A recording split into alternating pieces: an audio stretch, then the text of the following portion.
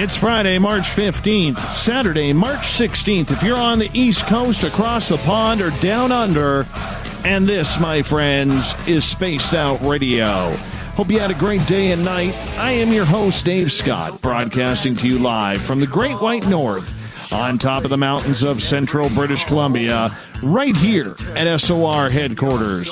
We welcome you to tonight's show, wherever you may be. Thank you so much for coming on in. Remember, you can listen to us on Deep Talk Radio or Revolution Radio online. If you want to listen to our archives, they are free at youtube.com/spaced out radio. Just do me the favor, hit that subscribe button. Our website is spacedoutradio.com, where we have a plethora of features for you.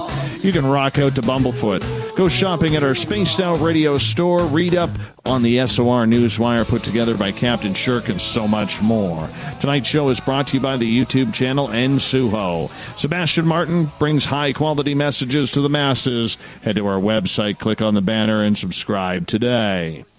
Tonight we end the week with a dip in the UFO hot tub. Who wants to join us? Yes, joining us in the warmth of the waters is Erica Lukes, who hosts a radio show called UFO Classified. It is a good one if you want to check it on out. It's on KCOR.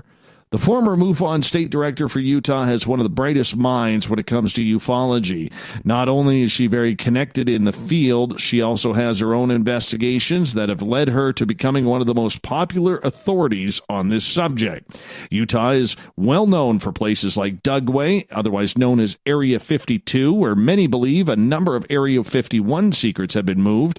Then there's the Skinwalker Ranch, which all of us know is pretty screwy place. Erica's website is UFOclassified.com. Then at the bottom of hour number 3, I will be bringing you the SOR Newswire, brought to you by Paranoia Magazine.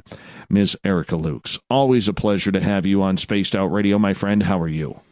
You know what? You're keeping me up late, but I kind of like it. Thank you. Yes, it's a Friday night. You should already be in your flannels, tucked under the duvet. Yeah, I should be. Yes, that's true. But that's okay. I'm here with you, and I'm excited. Thank you. I love your show. Now, I think you do an amazing job. Thank you. Oh, you're just way too kind. Way too kind. I'm not just saying that. I really do. You do some great interviews, and I appreciate everything you've done. Well, you know what? I thank you for that. I really do, and I'm a big fan of yours as well. Now, we've had you on the air with us twice before. You did a roundtable with us, as well as you joined us for Reality Paranormal one night. But I want to get into you tonight. I don't care about the MUFON stuff or To the Stars, even though we'll probably touch a little bit on it later on in the show. But let's get focused on you, because our audience, and I've had a number of requests over the years to get you on this show, and finally we've been able to do it. How did you get involved in ufology? What happened to you? Was it curiosity? Was it an experience? You know what? And that's a great question. I remember being 6 or 7 years old and being in the school library and picking up a book, or just pulling a book out of the bookshelf, and there was a UFO on the cover.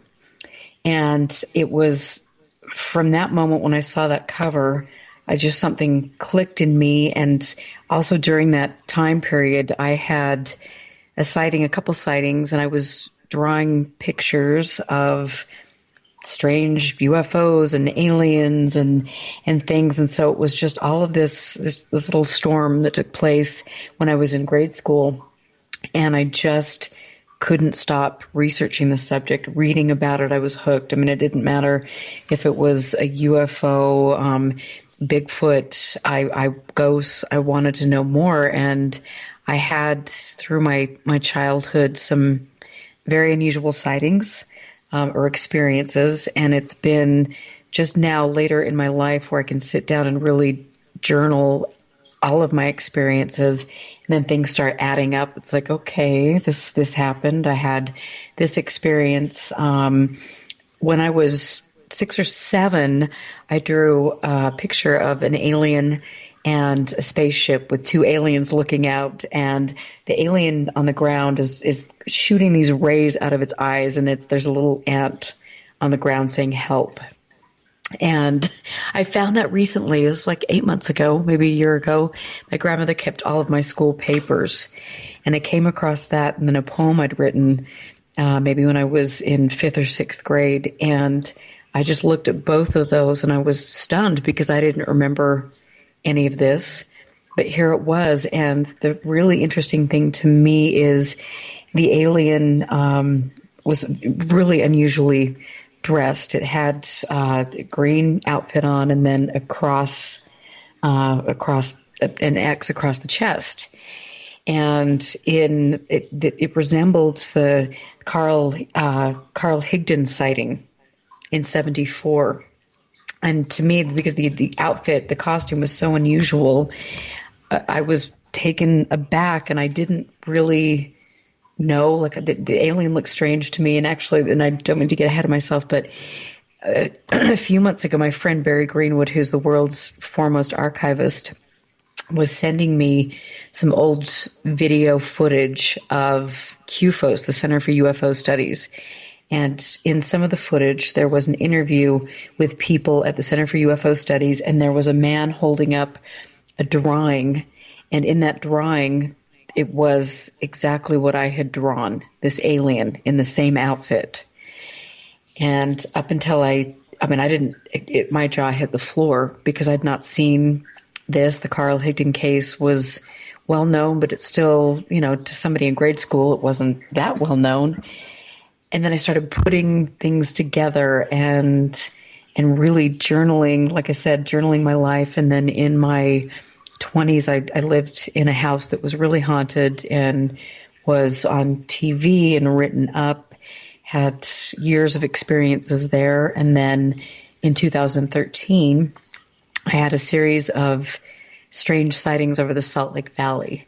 And that, to me, it was like, okay, what is this? I want to know. I've always been very, very curious. And I got in there and I started asking questions, started doing research, started learning about how to identify mundane objects, learn about where flight corridors for the Salt Lake International Airport are, learning about where the restricted airspace is in Utah and all of these things, and researching. And I knew that what I had seen wasn't something that could be easily explained. It wasn't a mundane object. And so that kind of set me on my UFO path. I mean, it's just been a freaking trip. Do you feel that this was almost a path that you were led down, that you were supposed to follow, looking at it back all these years? Yeah, I do. The whole thing to me has been it's been exciting. It's been perplexing. It has been a wonderful journey. And I have done things and seen things that I wish other people could see, because it's been truly amazing. But, it's also been a really hard path to be on. But I definitely feel like there's something greater that's pushing me down this road. And I don't know what that is, but I guess I'll just keep pushing until I'm either dead or I find out some more answers. When you were going down this path over the years that you were kind of thrust into it, did you ever feel alone? Did you ever feel that this was a journey that you were to take yourself? Or were you looking for help and not just able to find that right help for you to discover what is going on truly? Oh, you know what? I've always felt really blessed that I've been able to have support around me, whether it was my family or I just attracted friends that were curious and wanted to know more and understood me and understood that I was, I wasn't a normal, quote unquote, normal human being or a person that was that cared about, going to football games and high school, pep rallies and or becoming a soccer mom and doing the 9-to-5 thing. I mean, I have always had this curiosity. I've never been normal. And I don't want to be normal. I don't want to hang out with people that, that believe that life should be put in this black and white box. That's not me, because I know that there's something more. And so for me, I've never felt lonely. I will say, though, sometimes when you get into relationships, especially becoming, when you get to be an adult and you get in relationships, it can be a very polarizing subject. And you have to be with somebody who is supportive and open-minded, or relationships don't necessarily work out for the best. Well, I wouldn't wish being a soccer mom on anybody. I just would not. Not that that's bad. Not that, I mean.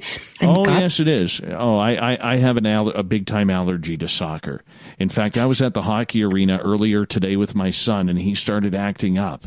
And I said, do you want me to take you to the soccer field? Because that's where all the crying happens.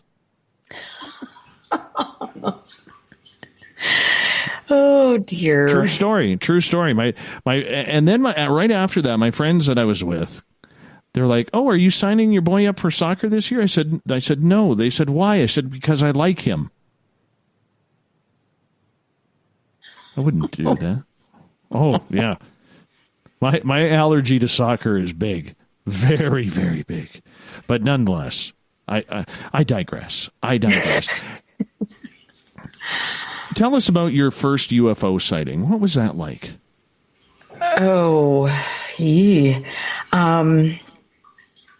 I was in grade school, and again, I don't know if this has been one of those things. I don't know if it was a UFO. I don't know if it was explainable, but it was very interesting to me. I was sleeping, and I heard a loud noise, and I looked out the way. I ran to the window and pulled open the curtains, and I could see this light, that there was a small parking lot, a very small, really small parking lot right by our place. And I looked out and I saw this light, and it had, it was kind of a sequence of lights, and I was frightened and I screamed, and my mom came and calmed me down.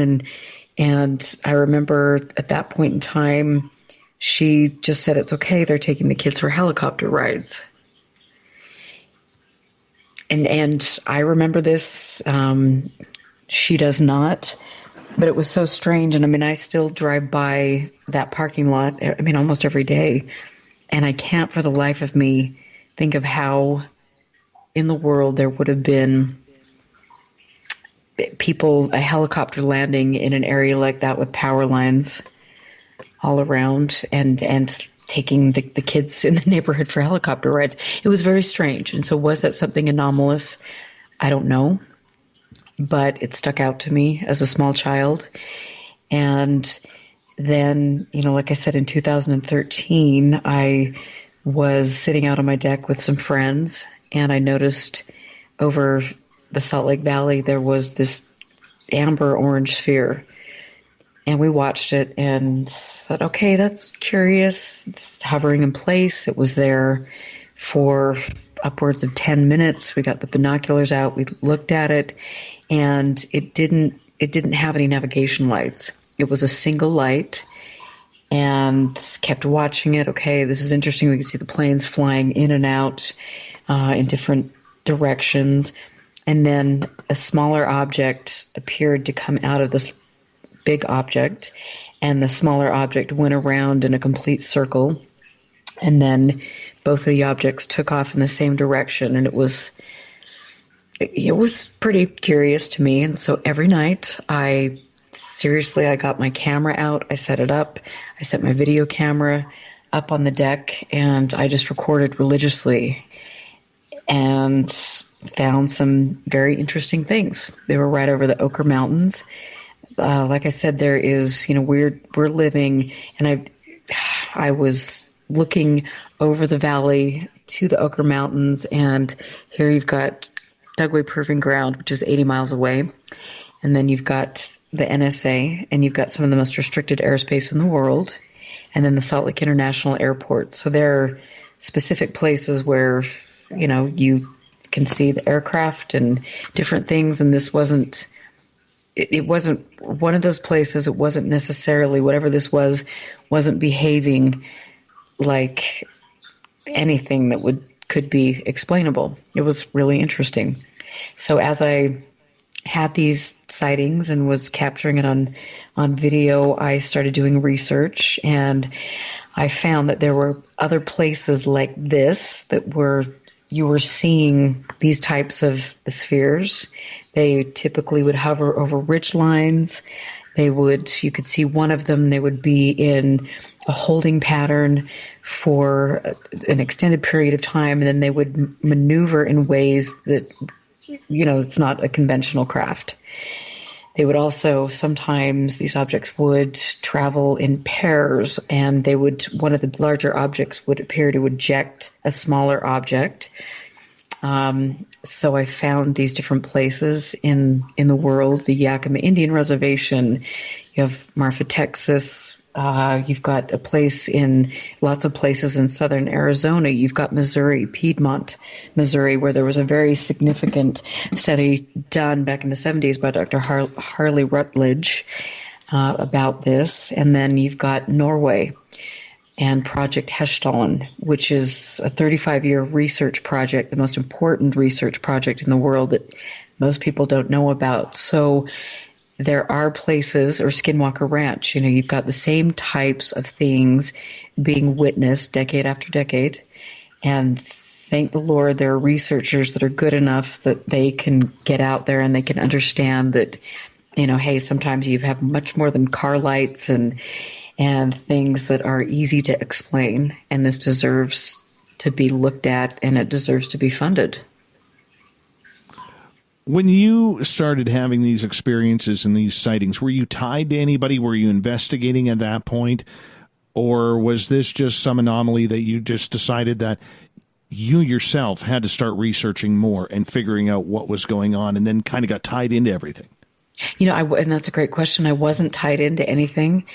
And I think for me, because it was so peculiar and fascinating and exciting and all of these things, that I just started reaching out, and I, turned to Peter Davenport. I looked for people in Utah, which they're few and far between. I reached out to MUFON, and at that point in time in MUFON, there wasn't really a state chapter, because it had been pretty much blown up after the departure of Elaine Douglas. And so I reached out to MUFON, and there was another fellow there who was trying to organize the chapter, but that was a big job. And eventually I became a field investigator and then state director for MUFON and tried to rebuild that chapter. You mentioned Elaine Douglas, and this kind of actually brought up a very spontaneous question, as we got about 4 minutes here before we got to go to break at the bottom of the hour. But there are a lot of big stories out there that never see a UFO. Elaine Douglas being one of them. We hear about the abduction stories. We hear about Phil Schneider, things like that. A lot of tinfoil type stuff. Is there a story out there in your residence that you can figure out or just think about and realize that this is a story about why we should be looking into ufology, maybe a story of somebody dying strangely or having an occurrence that has never been really made profound like other ones? Is there that story for you? You know what? I mean, there absolutely. I mean, I have investigated cases in Utah that are jaw-dropping, and nobody hears about them, and they need to be told. And I've been up to the Uinta Basin Skinwalker Ranch. I've had investigations that are ongoing with a family, 3 generations of people who have had abductions, who have had up close and personal UFO sightings. And so there are all these amazing stories. There are stories from Utah Lake, where Waldo Harris, there was a great Blue Book case, a pilot, Waldo Harris, and you can look that case up. He and 7 other witnesses observed a craft. He was a pilot. He was flying towards the object to try to figure out what it was. There were jets scrambled from Hill Air Force Base. All the witnesses were interviewed by the Hill Air Force Police. I mean, there's so many important cases that they just never see the light of day. Why do you think that is? Is it because the people have decided not to come out, or they just haven't been pursued? What's your opinion on that?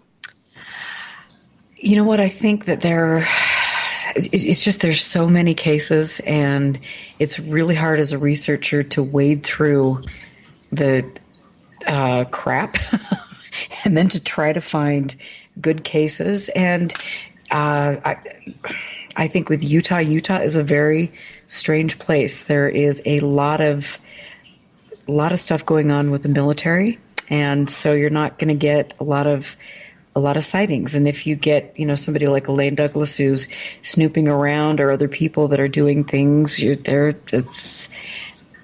might not work out for you in the end. Do you think the depth of ufology still goes that deep, where you say it may not work out for you at the end?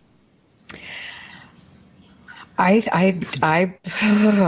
think that there are, if you are on the right path and you're getting in there and you're digging, you're going to raise a lot of red flags. And, I think that's some people are, I don't know what, they think that that's happening and they're not really doing good research. And so they're going to play that card. But I mean, there have been times where I know that absolutely what I have done has been monitored.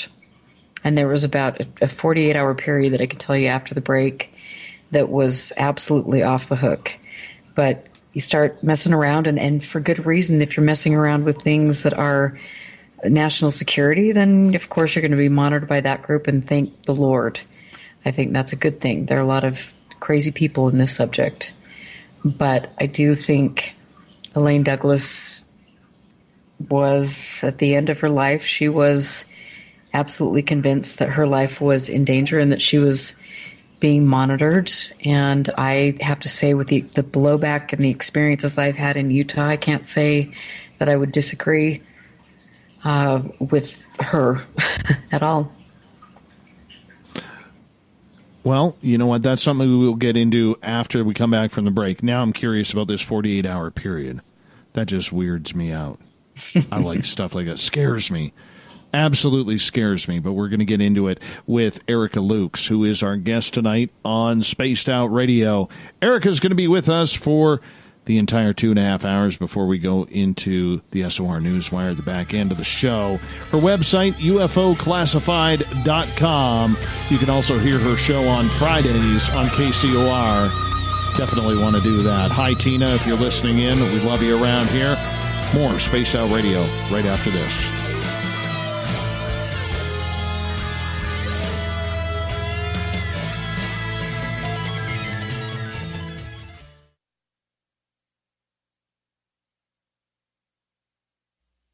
You're listening to Spaced Out Radio Live with Dave Scott on the Deep Talk Radio Network.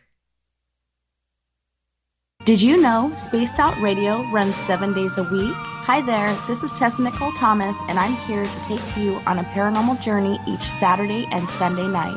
Why change the station when you have it all right here? Together, we'll hang out and share some strange and scary stories. And don't forget, we have Psychic Sundays as well, so come tune in Spaced Out Weekend. We get going at 9 p.m. Pacific, midnight Eastern, only at spacedoutradio.com, where we own the night. Are you intrigued by Paranormal Talk Radio? You'll love the new Paranormal Radio app from TalkStream Live. You'll find a great selection of talk shows covering UFOs, ghosts, strange phenomena, and much more. Download the Paranormal Radio app now and start listening to the very best in paranormal talk entertainment, including the network you're listening to right now, the Paranormal Radio app, free in Google Play and the iOS App Store. We're bringing scientific thought to the paranormal. Hi there, this is Spaced Out Radio scientist Chris Cogswell. Join me, Chris Zuger, and Dave Scott the second Wednesday of every month, where we break down the who from the woo when it comes to everything paranormal. We'll investigate and try to bring sensible answers to those straight and sometimes outlandish questions people have. Hey, not everything has an answer, but we'll do our best. Listen in to Reality Paranormal only on Spaced Out Radio. Hello, this is your guitar man, Ron Bumblefoot Thal, and I have to tell you, I love the response I get for Little Brother is Watching from Spaced Out Radio fans. It's amazing how music can inspire and make people think deeper about what's going on in the supernatural world. You can head over to my website, bumblefoot.com, to check out my music, my guitar workshops, my touring, even check out some of the hot sauces that I'm working on. And make sure you keep on listening, because with Spaced Out Radio, you know Little Brother is watching. Heading to Vancouver and looking for a night on the town? The Moose Vancouver is the bar that never stops rocking until 2 a.m. every night. The Moose has great food with everything on the menu from $6.95 to $8.95. Fantastic, vibrant staff and rock and roll that will bring you back to when the music was real, the hair was long, and the guitars were rocking. Get your party on at the Moose Vancouver, the official party bar of Spaced Out Radio. Hi there, this is Geraldine Orozco from San Francisco's Bay Area Meditation. I invite you to join me the first Tuesday of every month with Dave Scott for Spaced Out Radio's The Spiritual You. In this fast-paced world we live in, it's time for you to take some time for you. We'll cover every possible subject from powerful meditation to healing techniques to your own intuition and spirituality. So come join us for The Spiritual You. Are you tired of being blocked, shadow banned, or placed in jail for simply posting your thoughts on social media? Social Media Freedom can take care of that for you. Social Media Freedom is the newest and one of the best free new apps that allows you the freedom to post what you want, when you want. It takes seconds to download from your app store. Come join the tribe at Social Media Freedom. It's time to set yourself free. So, you love talk radio? Then you'll love TalkStreamLive.com. TalkStream Live is always on, 24/7, with the best streaming talk shows. Find your favorite talkers and discover some new ones. It's free, readily available online or on mobile with any smartphone or tablet. Finding your favorite talk shows all in one place has gotten a whole lot easier. Just go to TalkStreamLive.com. Be sure to download the free apps from Google Play or the iTunes App Store. Hi, George Norrie here. Are you ready for UFO MegaCon, the immersion event? 7 days, 8 nights, 50 new speakers, UFO military witnesses, experiencer groups, skywatches, and so much more. Join me at UFO MegaCon, March 24th through the 30th in Laughlin, Nevada. Truly the one and only new information conference of the year. Now check it out at UFOMegaCon.com. That's UFOMegaCon.com.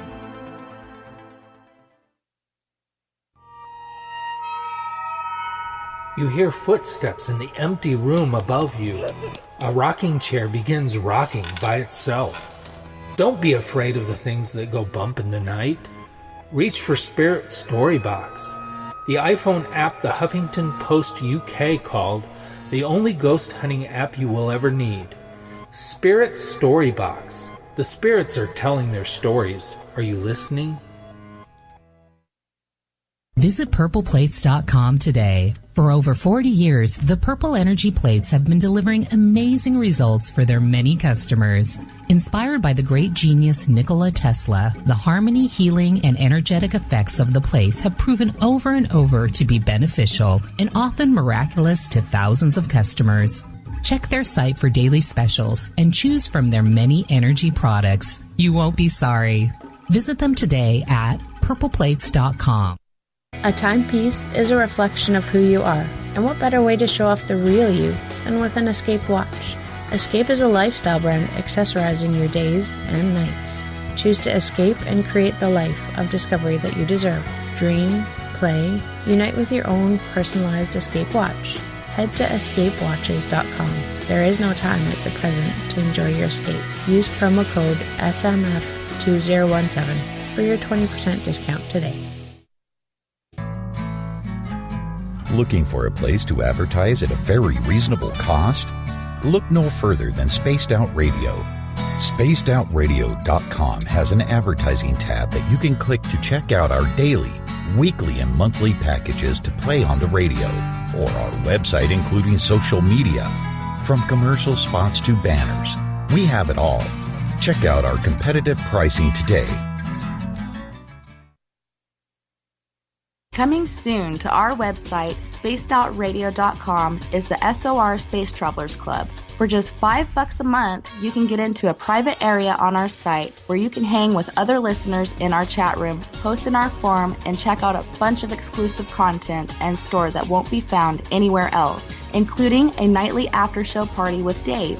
It's going to be the best $5 a month you're going to spend. The SOR Space Travelers, only at spacedoutradio.com.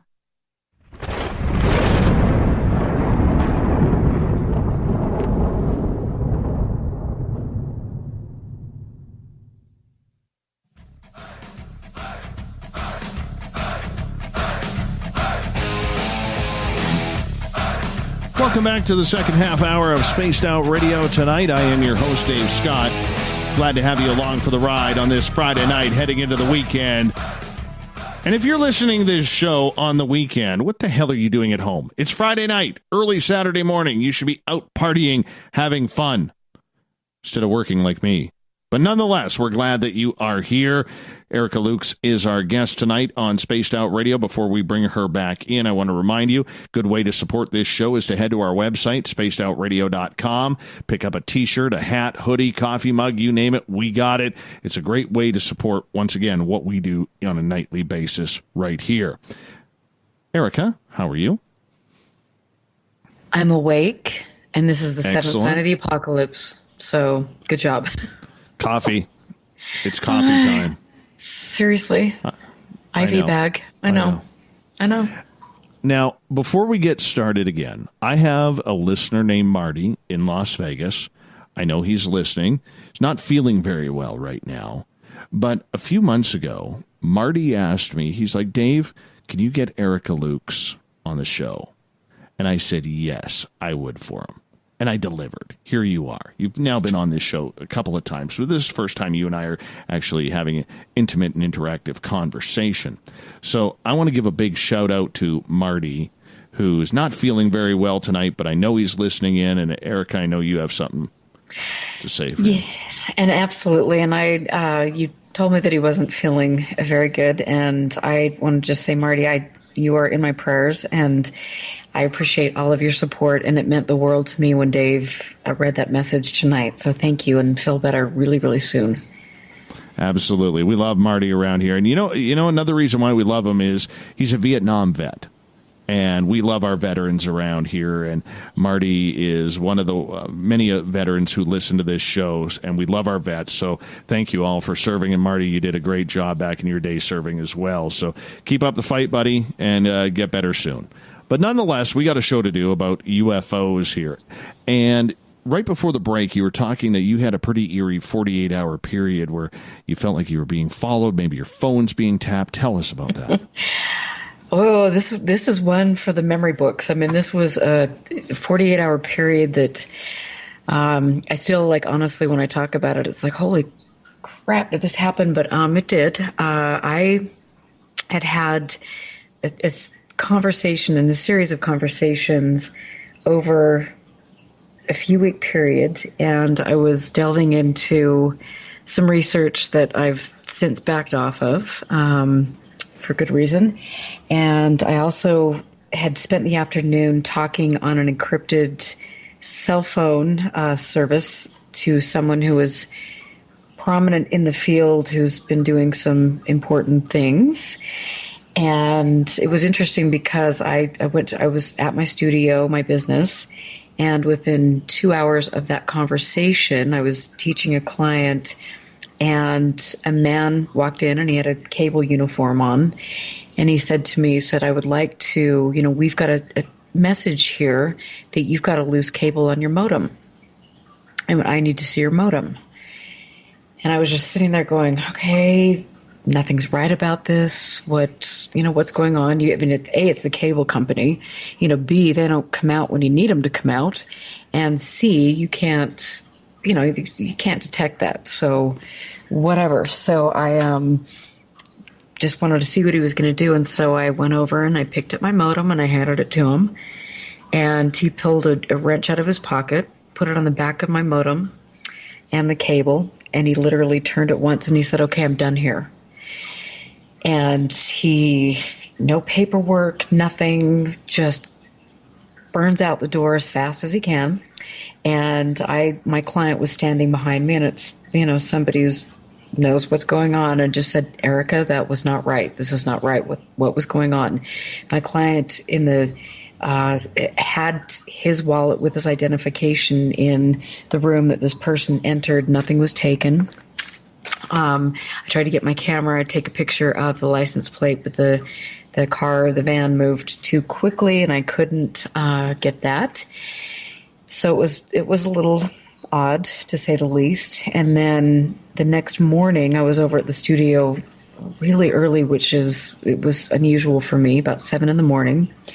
And a woman in a burgundy van pulled into the parking lot with, I've got 2 neighboring businesses on each side of me, and she pulls into the parking lot and leans out, and she was just a really trippy looking woman. She had gold rimmed glasses on, but she had blue wraparound glasses over those glasses, and she had her hair pulled really tightly back in 2 braids. She had blonde hair, and she reaches out and she says, out of the window, and she says, hey, what time is this business next to you open? And I'm thinking, well, okay, this is very strange.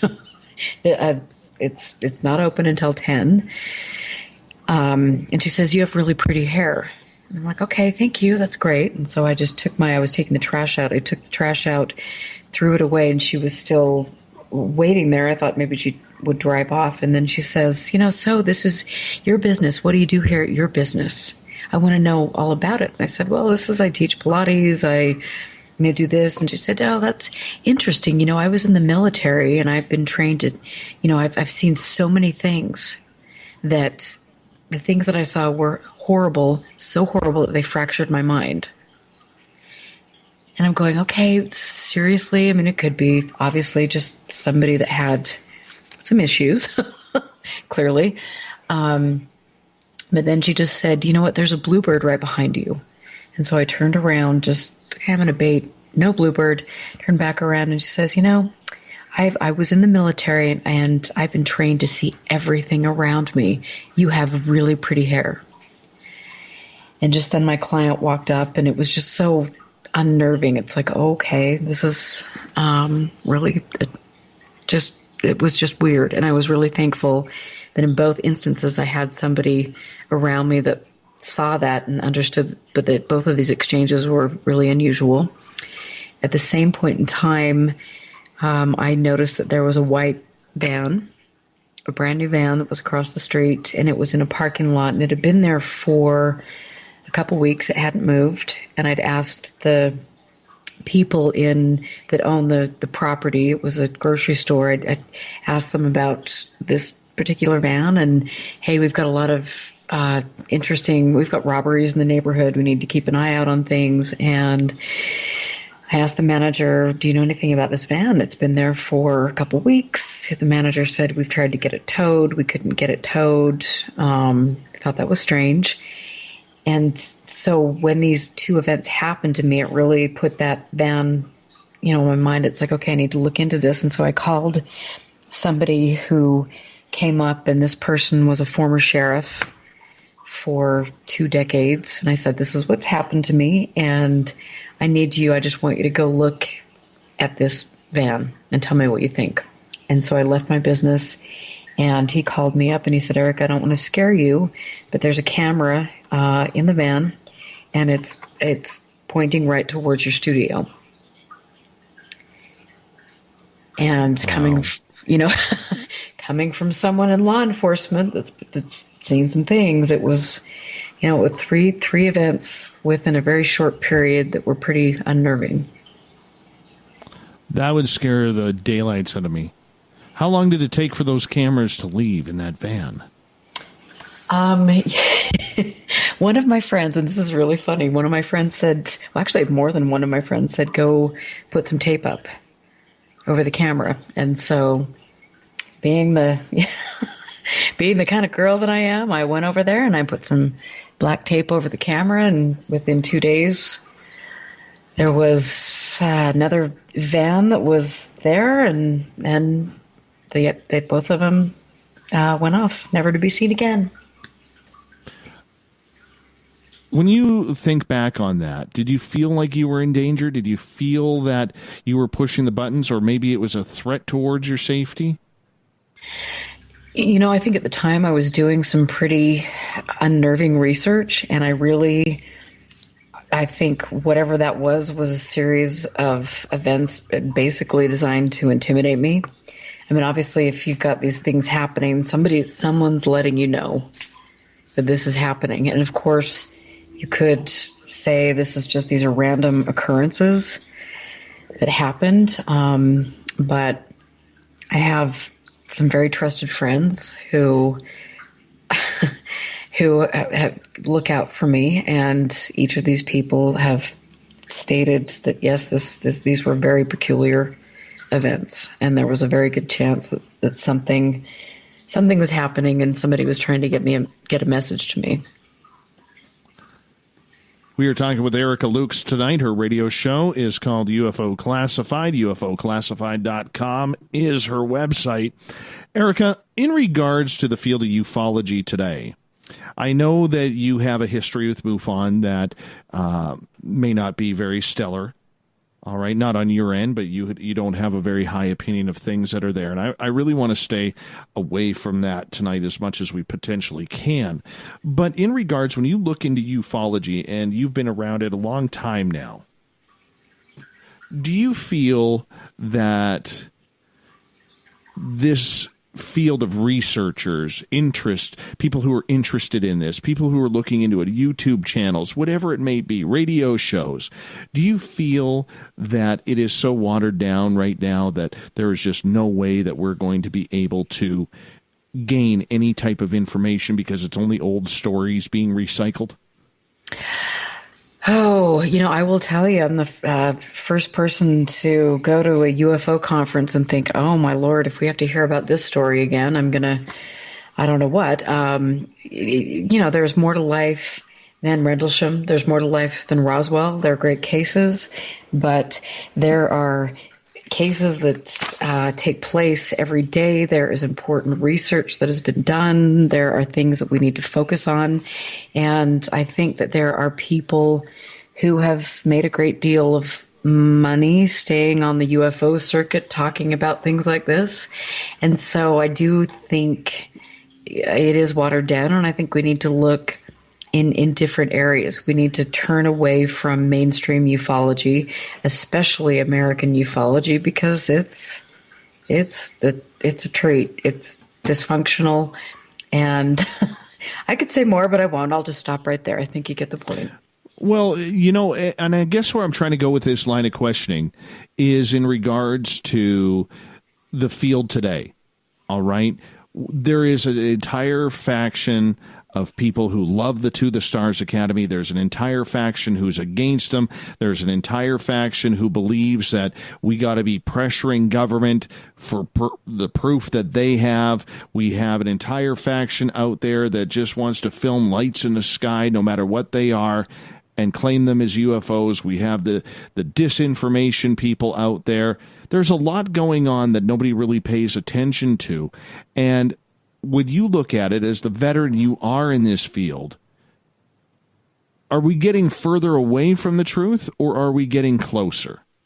I think we've never been in, I'm honestly, a worse state than we are right now. I mean, the ufology is, I hate to say this and use these cliches, but it's a circus. It is an absolute cesspool of people who are there, and you look at the same talking heads over and over again, and it's this big social circle, and it's this big money making. I'm going to have this conference and get all of the same people talking about the same things to promote their books and yada yada yada, and it isn't really promoting good, solid research. And I think, unfortunately, too, you've got people who have genuinely had very traumatic and profound experiences. And, like myself, I mean, it's like, or, I know you were on my show talking about some of the things that you've experienced. I mean, it's like we're looking for answers, and then we turn to quote unquote ufology, or we turn to some of these large UFO organizations, and we get our data gets sold. We get filled full of ideas because people who are promoting these ideas are either making money or they're delusional. And that to me is really sad. And that's been something that since I really started in this field, I've been trying to stand up against and trying to, shine a light over here. Okay, here is good historical work, research. This is what we need to remember. We need to build on this. Here is an important study. We need to look at this and move away from, this Mary Kay Cosmetics Club, a social club, not to diss Mary Kay or anything, but I mean, it's like we have to decide, are we a social club or are we going to do research?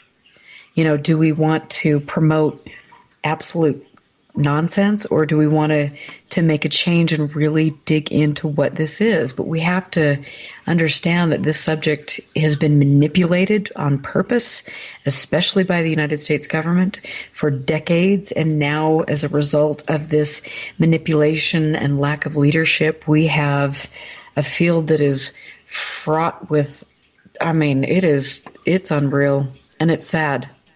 And that is going to change.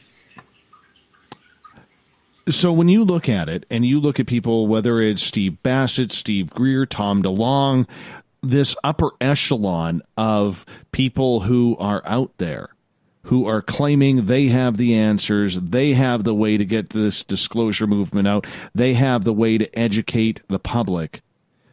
We're really pushing in a bunch of different directions. It almost has a controlling narrative on which side of the puzzle you want to find yourself on. If you follow DeLonge, all aliens are bad. We need to nuke them, as he said on Joe Rogan.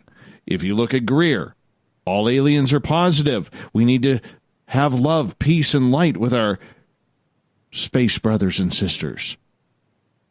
Both claim to have government sources that are telling them this. To me, that's dividing and conquering, is it not? It is promoting, it's a narrative, it's a control mechanism. It's like we're instilling this, the demonic agenda. These are evil aliens. It's a threat. We need to get in there and build weapons and get funding for this and yada, yada, yada. And that's taking power away from people.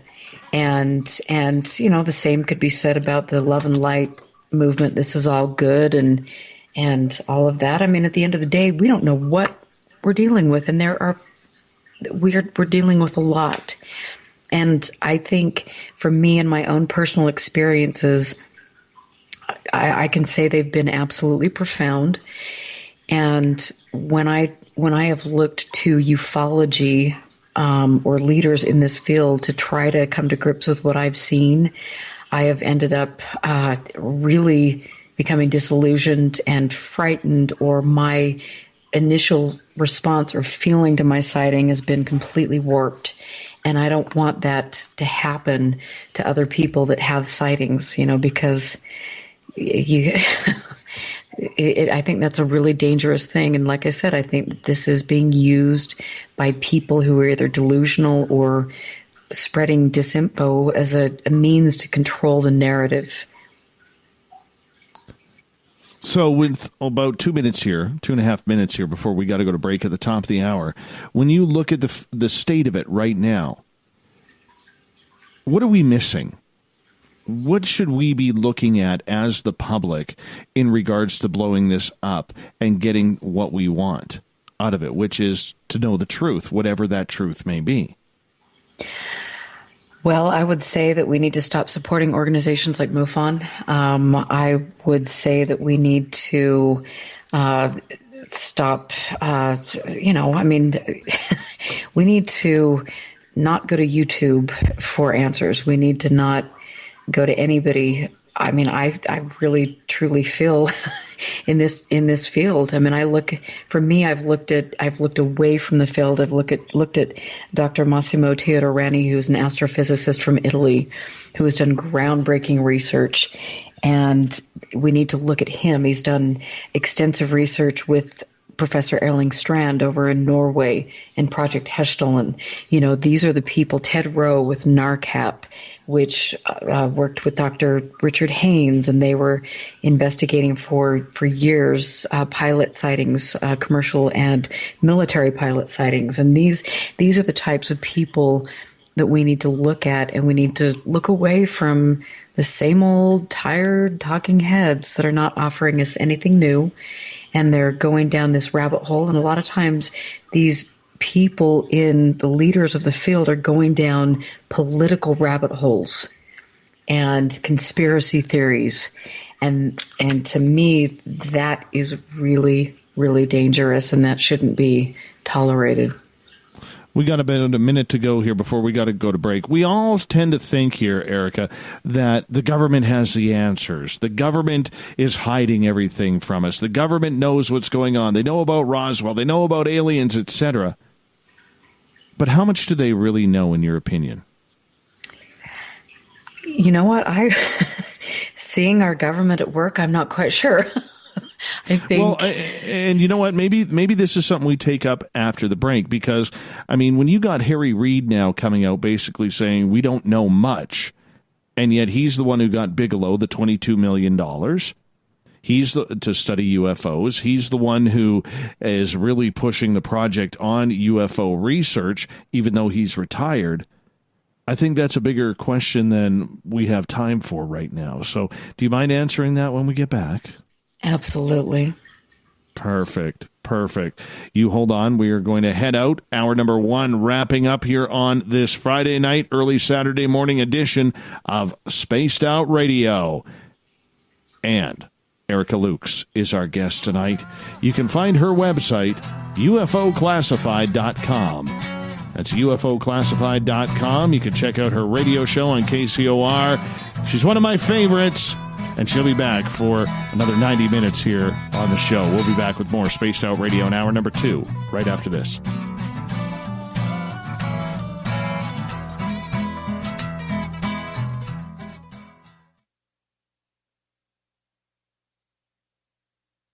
Looking for the stories of the strange and weird that you will find hard to find anywhere else?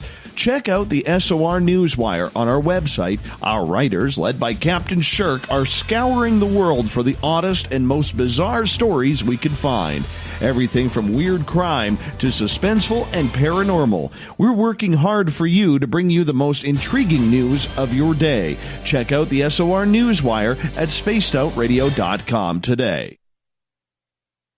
Every night on Spaced Out Radio, we have places for you to hang out. Hi, this is Carl. Join our SOR Space Travelers group on Facebook for live chat. On Twitter, using hashtag Spaced Out Radio, you can also join us in our Spreaker chat room. Check us out on Instagram at Dave Scott SOR. All of our archives are free on YouTube at Spaced Out Radio. By the way, I'll be watching you at your window until you do. Bye! You're listening to Spaced Out Radio Live with Dave Scott on the Deep Talk Radio Network.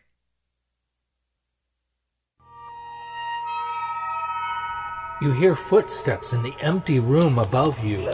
A rocking chair begins rocking by itself. Don't be afraid of the things that go bump in the night. Reach for Spirit Storybox, the iPhone app the Huffington Post UK called the only ghost hunting app you will ever need. Spirit Storybox. The spirits are telling their stories. Are you listening? Hi, George Norrie here. Are you ready for UFO MegaCon, the immersion event? 7 days, 8 nights, 50 new speakers, UFO military witnesses, experiencer groups, skywatches, and so much more.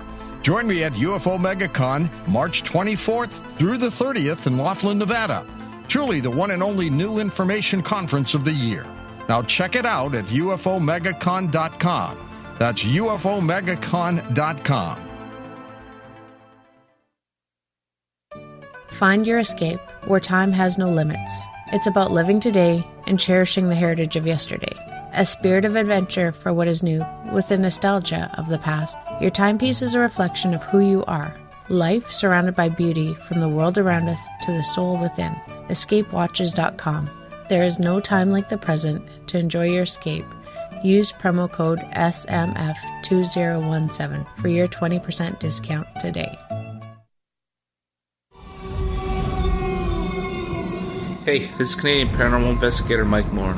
The third Wednesday of every month, I'll be teaming up with Dave Scott to bring you Ghosts of the Great White North. Each month, we will bring on guests from across Canada to discuss their ghostly encounters. Canada is a paranormal hotbed with stories you've never heard, so we're going to bring them to you. So get comfy on your Chesterfield, grab a donut, and join us, eh? So, you love talk radio? Then you'll love TalkStreamLive.com. TalkStream Live is always on, 24/7, with the best streaming talk shows. Find your favorite talkers and discover some new ones. It's free, readily available online or on mobile with any smartphone or tablet. Finding your favorite talk shows all in one place has gotten a whole lot easier. Just go to TalkStreamLive.com. Be sure to download the free apps from Google Play or the iTunes App Store. Looking for a place to advertise at a very reasonable cost? Look no further than Spaced Out Radio. SpacedOutRadio.com has an advertising tab that you can click to check out our daily, weekly, and monthly packages to play on the radio, or our website including social media. From commercial spots to banners, we have it all.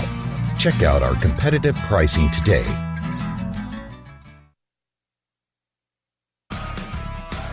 Get your horns up with me on Spaced Out Radio. This is Ron Bumblefoot THAL. Come tune in to SOR where you can hear me rock out with Little Brother Is Watching, the official theme song of Spaced Out Radio. And then come on over to bumblefoot.com where you can find out about my tour schedule, my music, and everything else. Bumblefoot.com keeps you up to date on what I'm doing and the best way to stay in touch with my music and music camps. Sign up for my newsletter at bumblefoot.com and remember, Little Brother Is Watching. We are getting ready to relaunch the SOR Space Travelers Club at spacedoutradio.com. For $5 a month, you can join us for a plethora of features found nowhere else. Hang out in a private chat room during the show and after party. You can check out some exclusive content and a store specifically for you, as well as a private listener forum where you can post your thoughts, stories, and pictures. The SOR Space Travelers Club, coming soon to spacedoutradio.com.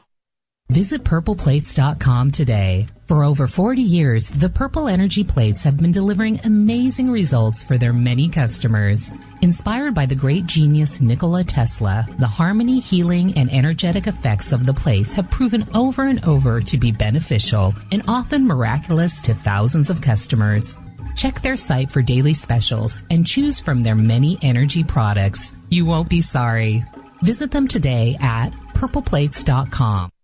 The freedom to post what you want, when you want. That's the social media freedom you need. Social Media Freedom is the free app in your app store. No need to worry about going to jail or being shadow banned any longer. It's the freedom to say what you feel. The freedom to know Big Brother isn't watching. It's the way social media is supposed to be. Social Media Freedom. It's time to set yourself free. Download from your app store today. On the first Tuesday of every month, I encourage you to come along for a journey with me, Geraldine Orozco, on The Spiritual You. Together, we will take a look at how to access the highest expression of yourself and change your life. Consciousness, ET contact, health, and wellness, we can talk about it all. So come along for a spiritual ride with me, Geraldine Orozco, on The Spiritual You, only on Spaced Out Radio. The Call of the Wild is in Vancouver. The Moose Vancouver is one of the hottest bars and restaurants in the city. Open until 2 a.m. nightly, the Moose will rock you like a hurricane all night long. Great food with everything on the menu at $6.95 near the corner of Nelson and Granville. Get your horns up and come rock with us. The Moose Vancouver, the official rocking bar of Spaced Out Radio. You know, it's hard being the bad man of ufology, but that's just the way that I like it. This is Chris George Zuger, and I'll be hanging out with Dave Scott and SOR scientist Chris Cogswell for Reality Paranormal, the second Wednesday of every month. And our job is to break it down and come to conclusions as to what is really going on in the supernatural world. I'd love for you to join us right here on Spaced Out Radio. You're listening to Spaced Out Radio with Dave Scott. Follow Dave on Twitter at Spaced Out Radio and on Facebook, Spaced Out Radio Show. Welcome back to hour number 2 of Spaced Out Radio. Tonight, I am your host, Dave Scott. Great to have you with us. This weekend, while I am off finding my Zen and my Chi, Tessa Nicole Thomas is back with Spaced Out Weekend, 9 o'clock Pacific, 12 o'clock a.m. Eastern at spacedoutradio.com. Hi to everyone listening in on our terrestrial affiliates, KDUN, AM 1030, UPRN, 107.7 FM in New Orleans, KZFX, 93.7 FM in Ridgecrest, California, and WQEE, 99.1 FM in Newnan, Georgia. On the digital side, hi to everyone listening in on Revolution Radio and Deep Talk Radio. And remember, all of our archives are free for you by going to youtube.com/Spaced Out Radio. Just do old Davey the favor, hit that subscribe button. The Desert Clam has set the password for tonight in the SOR Space Travelers Club. Gynotico Lobo Massophile. Holy cow, I think I got it. Gynotico Lobo Massophile is your password. Be sure to use it wisely, space travelers, as the clam sets the password each and every night, right here on the mighty SOR. Our website is spacedoutradio.com, where we have a plethora of features for you. Rock out to Bumblefoot. Go shopping while you're listening at our Spaced Out Radio store. It's a great way to support what we do. And, of course, read up on Captain Shirk's SOR Newswire and so much more. We introduce Erica Lukes tonight to all of you. We're getting an intimate, interactive interview with her. She hasn't done one on this show before, even though she's been on, and we're glad to have her on this Friday night. Her website is I'll make that classified, UFOclassified.com. Now, Erica, you and I are in a big debate on Twitter right now. Oh. Yeah. See, John on Twitter at hashtag Spaced Out Radio said you had nicer hair than me. Oh, well, I kind of do. Yeah. I don't know what to say about that. What? I know. You have lovely hair, and we can pretty much tell because it's better than yours. It is better than yours. It's okay. I will agree with you there. I will agree with you. That's a good. Okay, good I'll plan. give you that one because we like good hair around here. We like good hair around here. And, by looking at the photo that John put out here, that's definitely not Head and Shoulders or Pert or some cheap crap you get at the supermarket. What are you using for product? What am I using for product? Well, I suppose it depends on the day, but I do like Aveda. Actually, it smells really good, and it makes my hair look better than yours, but not quite. Wow. Actually, wow. I know, I'm kidding. That hurts. No hurts. one's hair could look as good as yours. You really do have good Yours is nice. You have extremely nice hair. Well, I think. Thanks, John. Appreciate that. I feel about 2 inches high right now. You have lovely hair. Really, honestly, you do have a great head of hair. So do you. And we're going to give you the win on this one tonight. Well, I think that's probably an advisable plan. Good job. All right. Appreciate that. You should see the eye roll I'm giving you right now. But nonetheless, we're here to talk UFOs. You live in the state of Utah, and we're going to get into what it's like to be in that very weird and strange state. But right before the break, we were talking to you about ufology in general and where it's heading and what we need to do to find out these better rules and regulations and guidelines to get the information that we need. Everybody always claims the disclosure hashtag in regards to that's where we got to end up. That's what we got to do. That's where we have to be. Do you see disclosure actually happening? No, I don't. I think that is, that's a big myth. I think people we all know this is happening. I think the government is so overworked and and underfunded in lots of areas, that the UFO issue isn't a prime place where they want to put money, or I mean, they're trying to fight wars, and they're trying to make sure that we don't blow the planet up. So it's not going to happen. We know that there is something going on. It deserves research. We're not going to see the United States government, who has done, I hate to say it, but a great disservice over the past 50 years, trying to minimize the subject and those involved in it. I mean, you're not going to see a forthright answer from them. And as much as I think perhaps maybe To the Stars Academy, they wanted to or want to get information out there, I don't know if they're necessarily funded. And I don't know how successful their effort is going to be. So at the end of the day, I think we are the disclosure movement. We know it's going to happen. I don't need the government or anybody else to tell me that I've had the experiences I've had.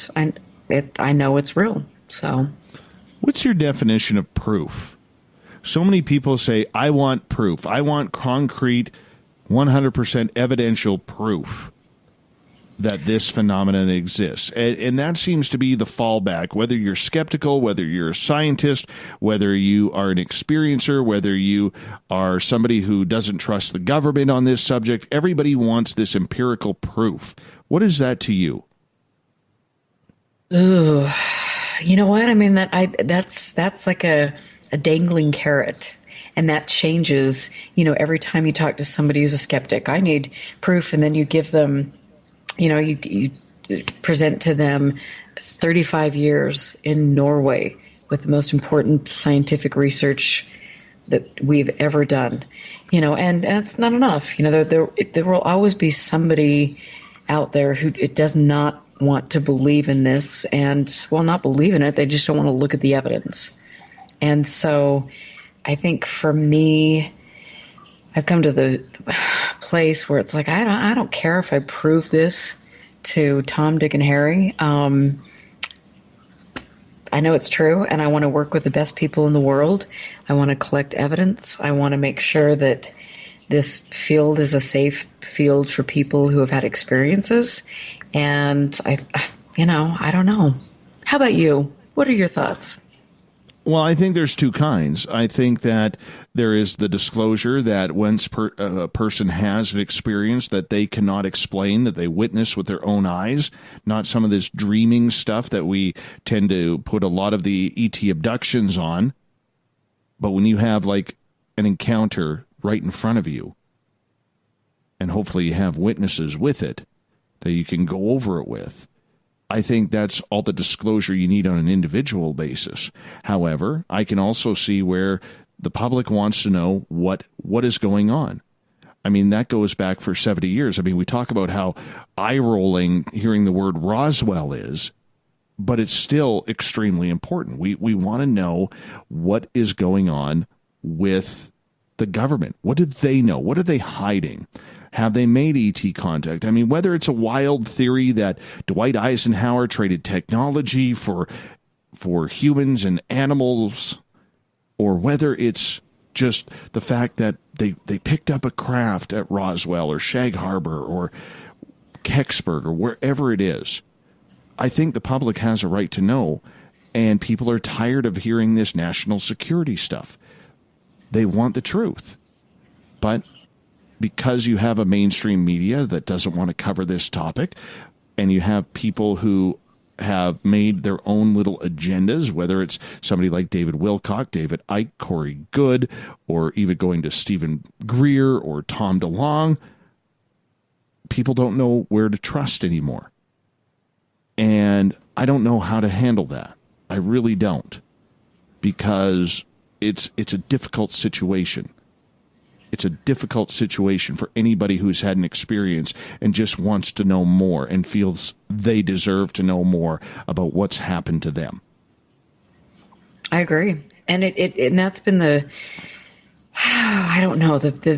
most disheartening thing about all of this. I mean, when I first, got involved with MUFON, I was bright-eyed and bushy-tailed, and I thought, okay, we're going to do this and we can make a change and we're going to educate people on how to identify mundane objects and we're going to make this subject more credible and all of these things. And I quickly, learned that there are people in this who have really selfish agendas and are probably there to discourage people like myself who thought they could make change, who actually still does.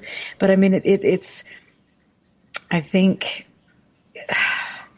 it is sad, and we just need to keep pressing forward. And you've done some great interviews. Tom Whitmore, who was on the MUFON board of directors, who is on the MUFON board of directors. I mean, that interview was very telling, and I encourage people to go listen to that interview, and that will speak volumes about MUFON, who is not really in this for the benefit of mankind, but for the benefit of a handful of people. And I think that we have to, when we're looking for answers, we need to stay away from Facebook and social media, and we need to turn anywhere but quote-unquote ufology for answers, because it is so corrupt. Well, with MUFON, all right, I got to say, I have talked quite a bit with Tom Whitmore behind the scenes, and him and I chatted as recently as yesterday about it, because he had some concerns, and he knows that I'm an open book to my guests. You want to know something? Hit me up. Don't play this social media stuff. Just hit me up if you got a concern. And Tom took advantage of that. He thought that I wasn't hard on a certain guest the way I was hard on him in regards to MUFON.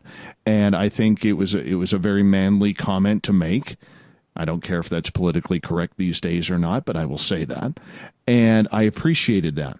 And one of the things that he had mentioned was the fact that he only knows what he knows. And he even told me in that email, in that message, and I can share some of that, even though the majority of it I am going to keep quiet because that is between him and I.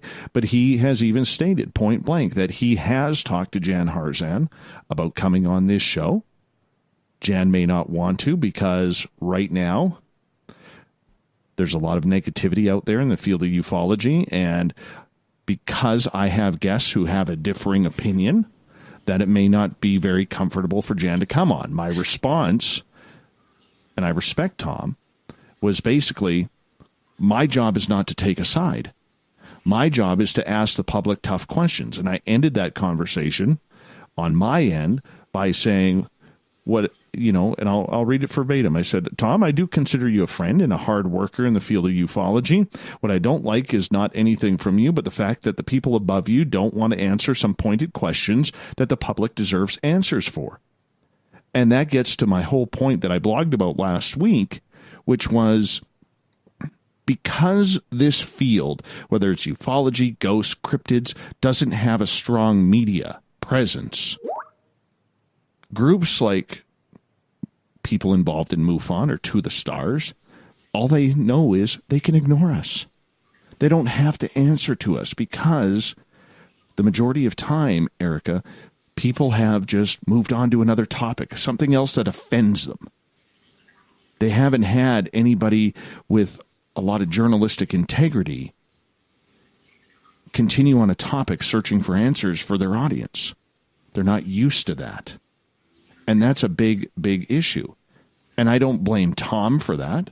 I don't blame Chase for that, because I was pretty hard on her in our interview as well. That's good. But there are questions that need to be answered. And I know for you, it's more personal.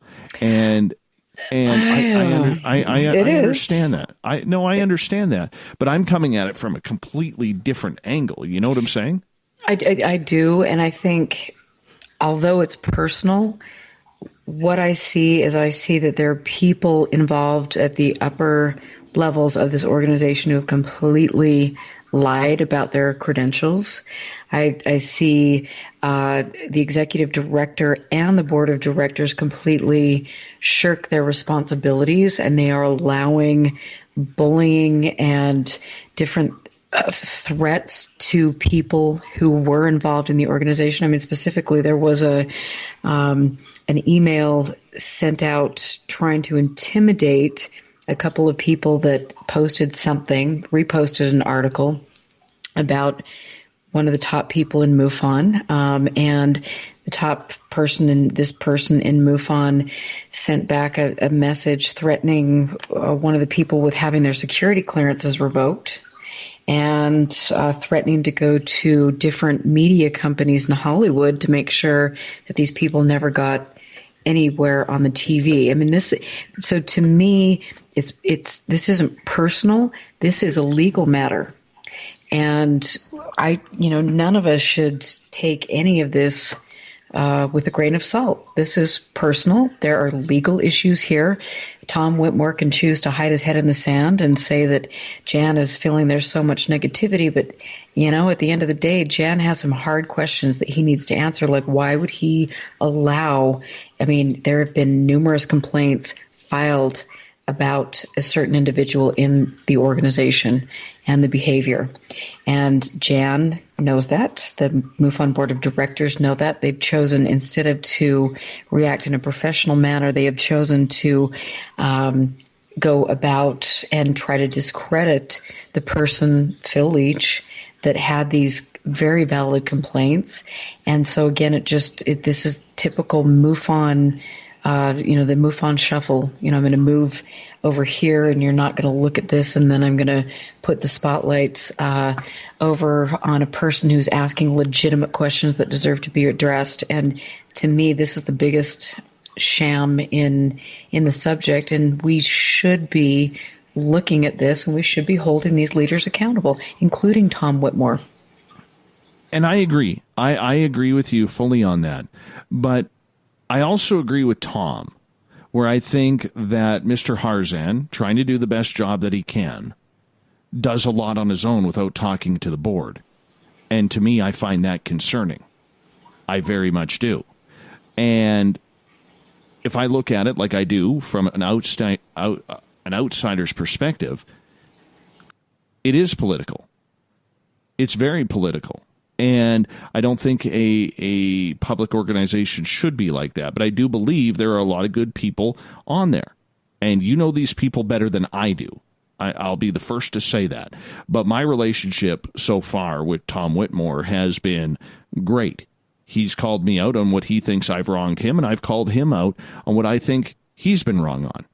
And that's the way good dialogue starts. And I do believe that there are people on that board that want to clear it up, but I think the powers that be maybe just want it to go the way it is because they don't want to be questioned about their decisions. And unfortunately, when you're in a position like Jan Harzan is, you're the face, man. Answer the questions. Answer the questions. And that's all it is. And I'm not going to let it go. And if it makes Jan more uncomfortable that he wants to go on radio shows that are smaller than ours or smaller than other shows out there, or giving scripted questions, to make the organization look better, go for it. Go for it. I'm fine with that. If that's the way you want to do business, go for it. The only one looking bad in the end, it's not MUFON, it's Jan. Because, like I've said, and I've always been public about this, there are good people in MUFON. We crap on them a lot, and I see it a lot on social media. When I say we, I'm not saying just me or this show or whatever. There's a lot of people who crap on MUFON on a daily basis. I'm not trying to do that. I just want the answers for the public, and I'm going to the top to get it. But if they're going to be dodging, nothing I can do. But I will call them out on that. Well, and then I will say, and I've always said this, after I resigned as state director, I was asked to speak at numerous MUFON chapters across the country, and I did because I care. And you can look at my radio show and see that I brought on, Rob Switek, who's the board of directors, Steve Hudgens, a lot of people involved in the upper echelon of MUFON because I support their work, and I think that they're good people. But there comes a point in time when you have to look at some of these really negative things that your leadership is doing, and even you can cry and say, I've got my own chapter and we're not really associated with MUFON headquarters. Give me a break. we can each do our own work and be respectable, or we can be associated with an organization that is supporting people who are clearly have maybe some white supremacist things going on, clearly are sexist. There's bullying and that type of abuse. I mean, come on. So you can be a good MUFON member, but you've got to make a decision as to, is the integrity of this subject and the research more important than your social community? And I think that we're at that time. But that's the entire, that's many in this field, Erica. That is many in this field, right? I mean, we have baristas calling themselves investigative journalists. We have people who are claiming to be scientists who have no scientific background. We have people who claim that their research is going to blow things open, and it never gets there. This field is filled with the charlatans like that. But yet, I mean, and here's the thing. It's like I've said, you've got people. I mean, I found it with Phil Leach's letters that he released that were bombshells. He brought up the fact that MUFON was doing background checks on witnesses. And Jan Harzan addressed that in an interview he did a couple days ago and said, well, you can do a background check for $30 and yada, yada, yada. And so we're going to put that information in there, and that's okay. And, our legal team says that's okay. But what I want to know is that they're doing background checks on witnesses. Why aren't they doing background checks on leadership? Because the leadership has, like I've said before, clearly misled the public about their qualifications. So we really, I think, need to be diligent, and I appreciate you for being, for persevering and nailing this and keep bringing this up, because this is important. This is a 50-year mark of an organization that at the end of the day has really contributed nothing to the field, to scientific study, that has lined the pockets of a few people, and has, leadership has not stood up for people who volunteer, not only volunteer, but pay to be in an organization and collect data that is turned around and bought and sold. So, this is for the integrity of this subject. And like I said, I really appreciate you, hammering this issue. We need to look at it. Well, it has to continue, and it has to look through that.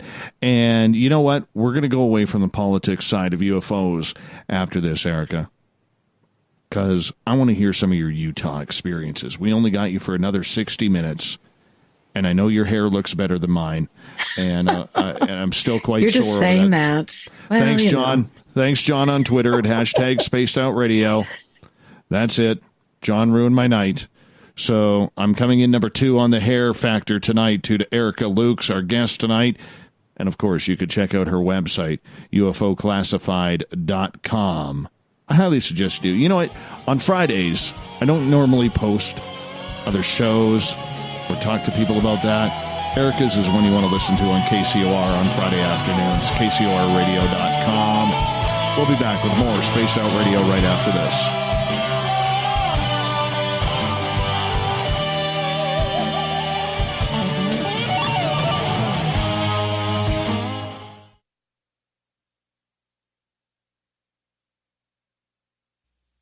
You're listening to Spaced Out Radio Live with Dave Scott on the Deep Talk Radio Network. Visit purpleplates.com today. For over 40 years, the Purple Energy Plates have been delivering amazing results for their many customers. Inspired by the great genius Nikola Tesla, the harmony, healing, and energetic effects of the plates have proven over and over to be beneficial and often miraculous to thousands of customers. Check their site for daily specials and choose from their many energy products. You won't be sorry. Visit them today at purpleplates.com. Hello, this is your guitar man, Ron Bumblefoot THAL, and I have to tell you, I love the response I get for Little Brother is Watching from Spaced Out Radio fans. It's amazing how music can inspire and make people think deeper about what's going on in the supernatural world. You can head over to my website, bumblefoot.com, to check out my music, my guitar workshops, my touring, even check out some of the hot sauces that I'm working on. And make sure you keep on listening, because with Spaced Out Radio, you know Little Brother is watching. So, you love talk radio? Then you'll love TalkStreamLive.com. TalkStream Live is always on, 24/7, with the best streaming talk shows. Find your favorite talkers and discover some new ones. It's free, readily available online or on mobile with any smartphone or tablet. Finding your favorite talk shows all in one place has gotten a whole lot easier. Just go to TalkStreamLive.com. Be sure to download the free apps from Google Play or the iTunes App Store. You hear footsteps in the empty room above you. A rocking chair begins rocking by itself. Don't be afraid of the things that go bump in the night. Reach for Spirit Storybox, the iPhone app the Huffington Post UK called the only ghost hunting app you will ever need. Spirit Storybox. The spirits are telling their stories. Are you listening? Are you intrigued by Paranormal Talk Radio? You'll love the new Paranormal Radio app from TalkStream Live. You'll find a great selection of talk shows covering UFOs, ghosts, strange phenomena, and much more. Download the Paranormal Radio app now and start listening to the very best in paranormal talk entertainment, including the network you're listening to right now. The Paranormal Radio app, free in Google Play and the iOS App Store. Are you tired of being blocked, shadow banned, or placed in jail for simply posting your thoughts on social media? Social Media Freedom can take care of that for you. Social Media Freedom is the newest and one of the best free new apps that allows you the freedom to post what you want, when you want. It takes seconds to download from your app store. Come join the tribe at Social Media Freedom. It's time to set yourself free. Coming soon to our website, spacedoutradio.com, is the SOR Space Travelers Club. For just $5 a month, you can get into a private area on our site where you can hang with other listeners in our chat room, post in our forum, and check out a bunch of exclusive content and store that won't be found anywhere else, including a nightly after-show party with Dave. It's going to be the best $5 a month you're going to spend. The SOR Space Travelers, only at spacedoutradio.com. Did you know Spaced Out Radio runs 7 days a week? Hi there, this is Tessa Nicole Thomas, and I'm here to take you on a paranormal journey each Saturday and Sunday night. Why change the station when you have it all right here? Together, we'll hang out and share some strange and scary stories. And don't forget, we have Psychic Sundays as well, so come tune in Spaced Out Weekend. We get going at 9 p.m. Pacific, midnight Eastern, only at spacedoutradio.com, where we own the night. We're bringing scientific thought to the paranormal. Hi there, this is Spaced Out Radio scientist Chris Cogswell. Join me, Chris Zuger, and Dave Scott the second Wednesday of every month, where we break down the who from the woo when it comes to everything paranormal. We'll investigate and try to bring sensible answers to those straight and sometimes outlandish questions people have. Hey, not everything has an answer, but we'll do our best. Listen in to Reality Paranormal only on Spaced Out Radio. A timepiece is a reflection of who you are, and what better way to show off the real you than with an Escape watch? Escape is a lifestyle brand accessorizing your days and nights. Choose to escape and create the life of discovery that you deserve. Dream, play, unite with your own personalized Escape watch. Head to escapewatches.com. There is no time like the present to enjoy your escape. Use promo code SMF2017 for your 20% discount today. Looking for a place to advertise at a very reasonable cost? Look no further than Spaced Out Radio. SpacedOutRadio.com has an advertising tab that you can click to check out our daily, weekly, and monthly packages to play on the radio, or our website including social media. From commercial spots to banners, we have it all. Check out our competitive pricing today. Heading to Vancouver and looking for a night on the town? The Moose Vancouver is the bar that never stops rocking until 2 a.m. every night. The Moose has great food with everything on the menu from $6.95 to $8.95. Fantastic, vibrant staff and rock and roll that will bring you back to when the music was real, the hair was long, and the guitars were rocking. Get your party on at the Moose Vancouver, the official party bar of Spaced Out Radio. Hi there, this is Geraldine Orozco from San Francisco's Bay Area Meditation. I invite you to join me the first Tuesday of every month with Dave Scott for Spaced Out Radio's The Spiritual You. In this fast-paced world we live in, it's time for you to take some time for you. We'll cover every possible subject from powerful meditation to healing techniques to your own intuition and spirituality. So come join us for The Spiritual You. Hi, George Norrie here. Are you ready for UFO MegaCon, the immersion event? 7 days, 8 nights, 50 new speakers, UFO military witnesses, experiencer groups, skywatches, and so much more. Join me at UFO MegaCon, March 24th through the 30th in Laughlin, Nevada. Truly the one and only new information conference of the year. Now check it out at UFOMegaCon.com. That's UFOMegaCon.com.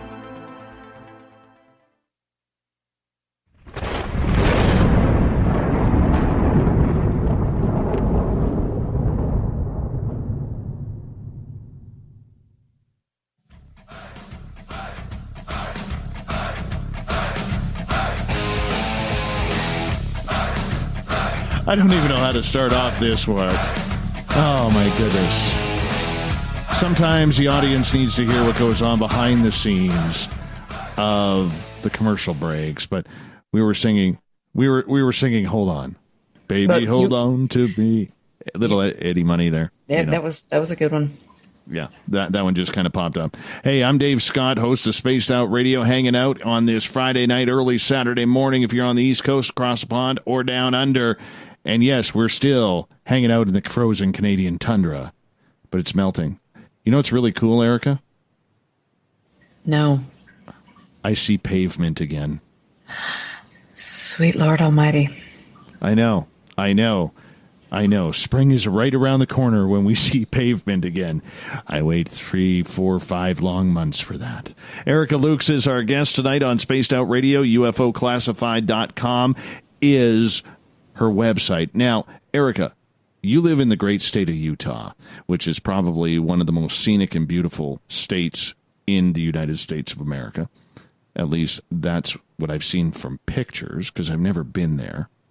But everybody I talk to who lives in Utah just brags about it. And from the photos I've seen, I can see why. But there's a lot of high strangeness happening in your state, whether it's the Skinwalker Ranch, which is probably story number 1, and the story nobody wants to talk about in what they have classified as Area 52 in the Dugway military base. How strange is Utah for its encounters? Oh, well, I think Utah is strange in so many ways. I don't even know what to say, but it is it's a unique place. I think one of the things that has been so interesting for me as a researcher is you can't find a lot of information on that. I'm friends with Barry Greenwood, who is the world's foremost archivist and historian, and he's been helping me trying to collect all of the past news clippings or any research on Utah, and he has commented on numerous occasions that you just can't find information on Utah.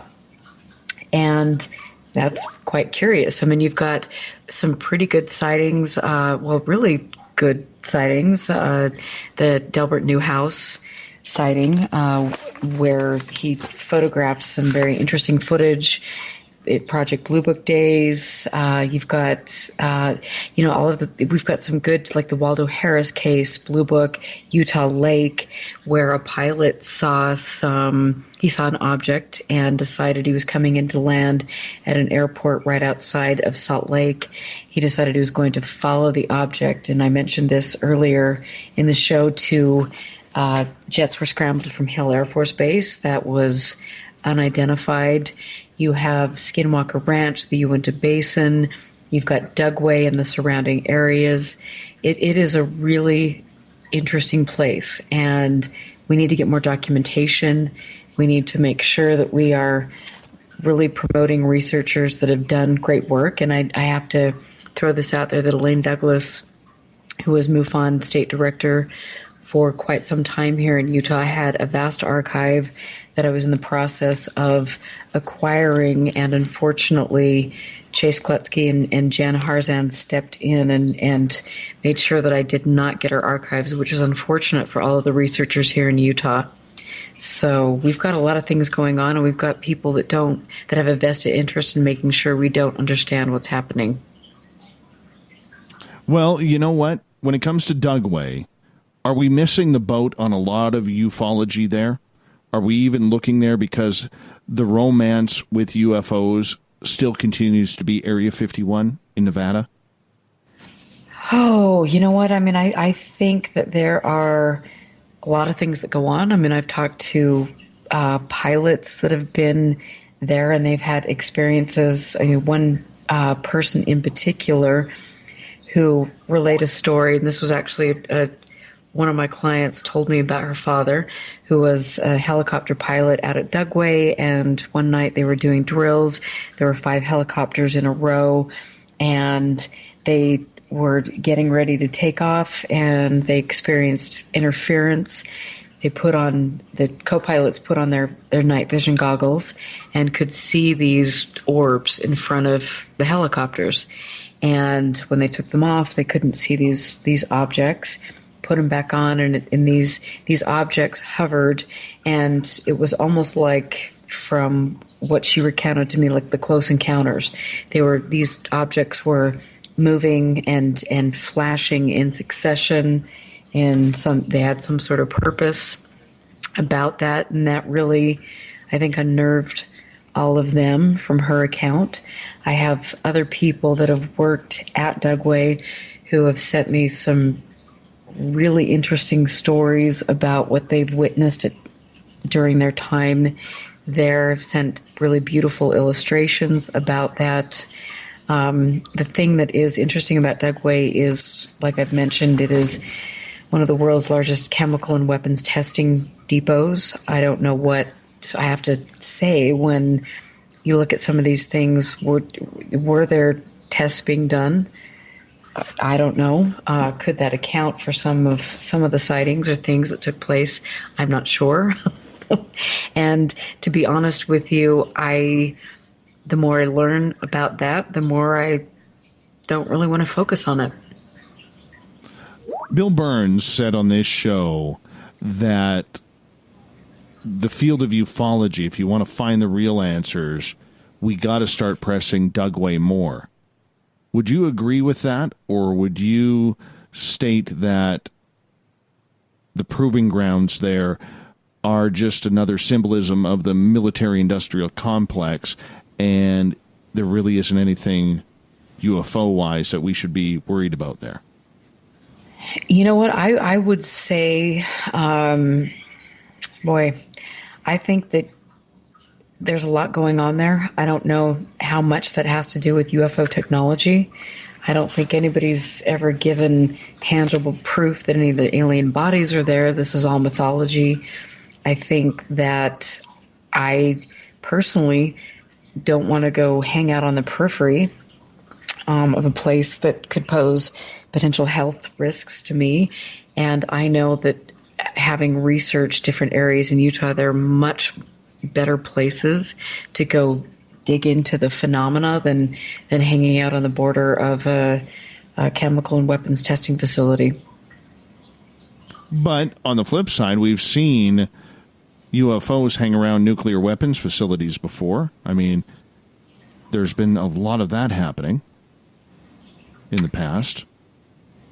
Absolutely. Yeah, I mean, Robert Hastings has, UFOs and nukes. I mean, he did a lot of research on this. I mean, we've seen Malmstrom Air Force Base. I mean, we've seen all of these things that have taken place where it would appear these objects are monitoring and interfering with our capabilities, defense capabilities, and that is maybe, depending on whatever way you look at it, it's a good thing or a bad thing.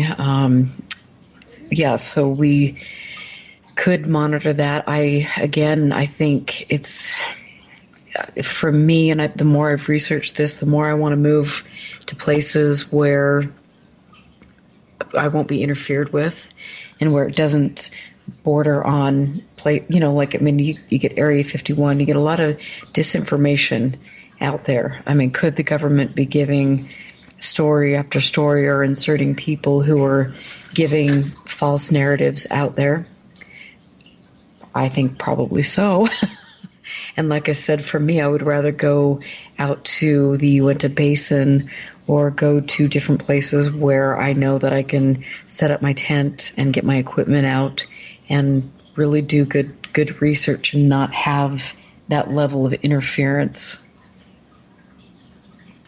Well, I mean, that is always something that you can do on your own, but do you believe then, in regards to Dugway, and now this will be my final question on it, that we have aliens there, that we have these tunnels running between Dugway and Area 51, as a lot of people claim they hear what sounds like trains and engines coming from below the ground, the rumbles.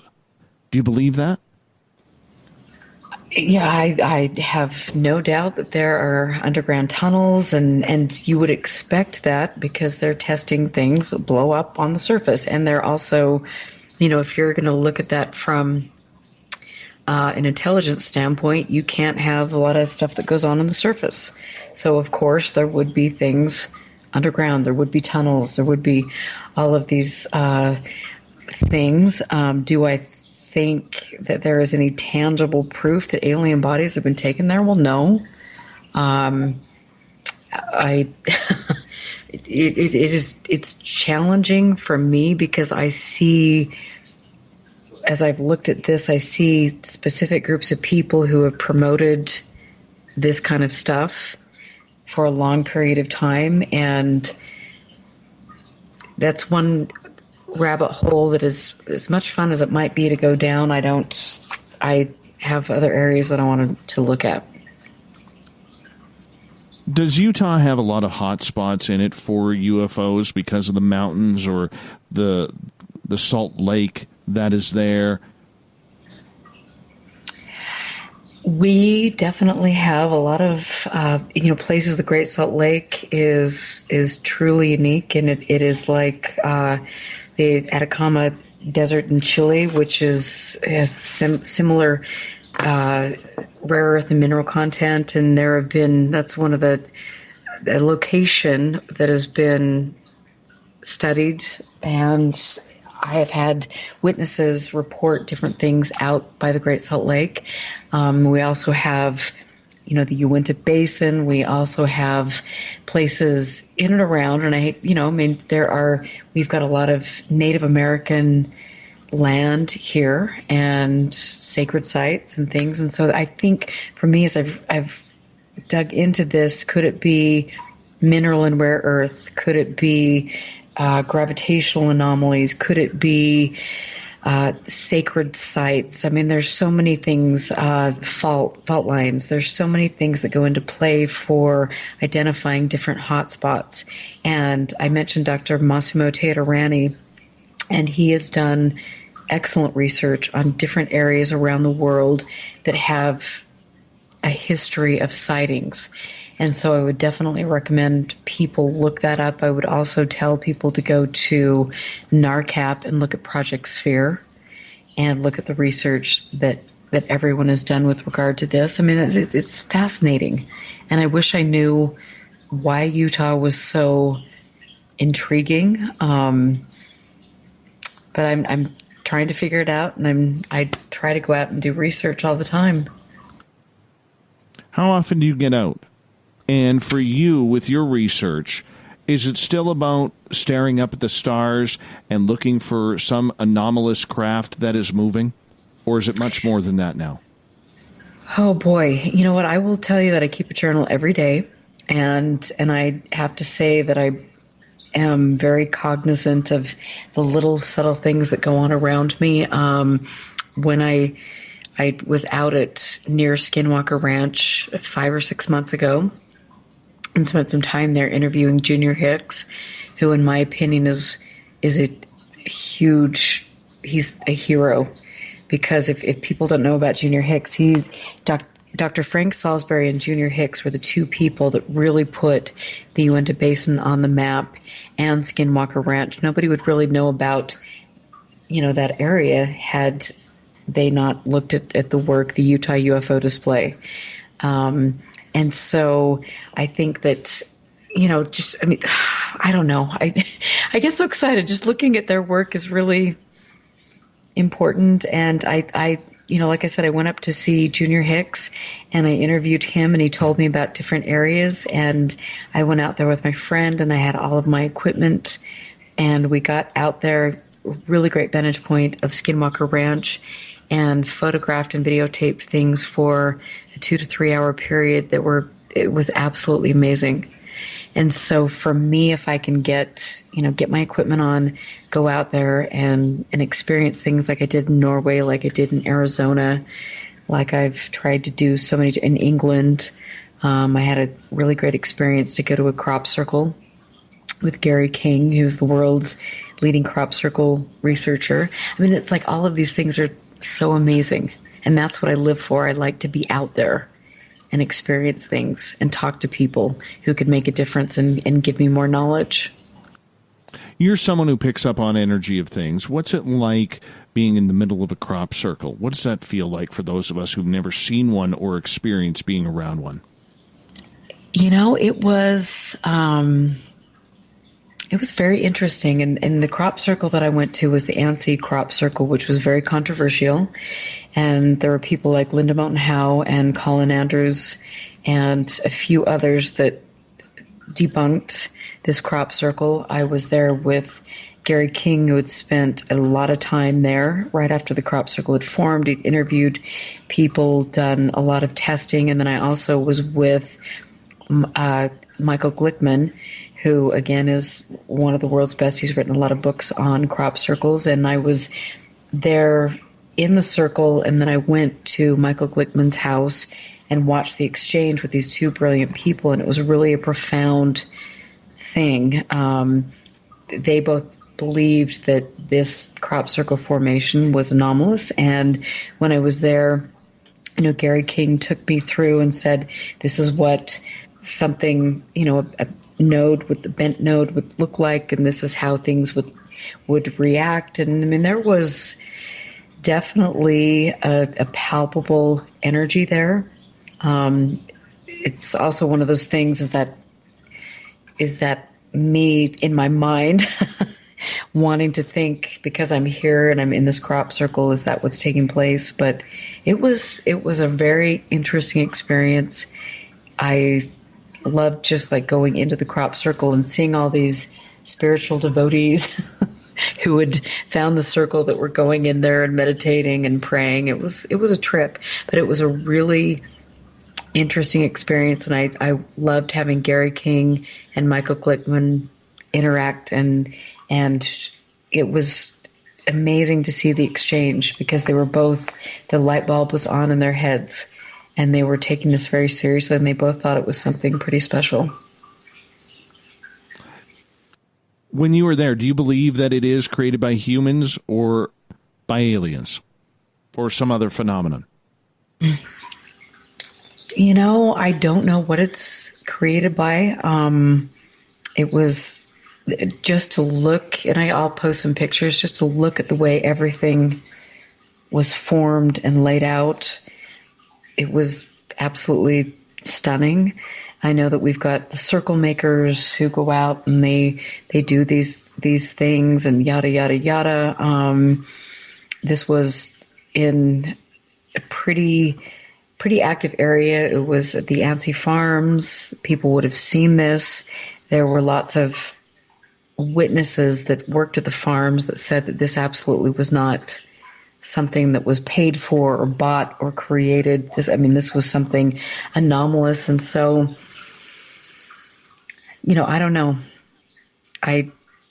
It was amazing. At the end of the day, I don't know what it was.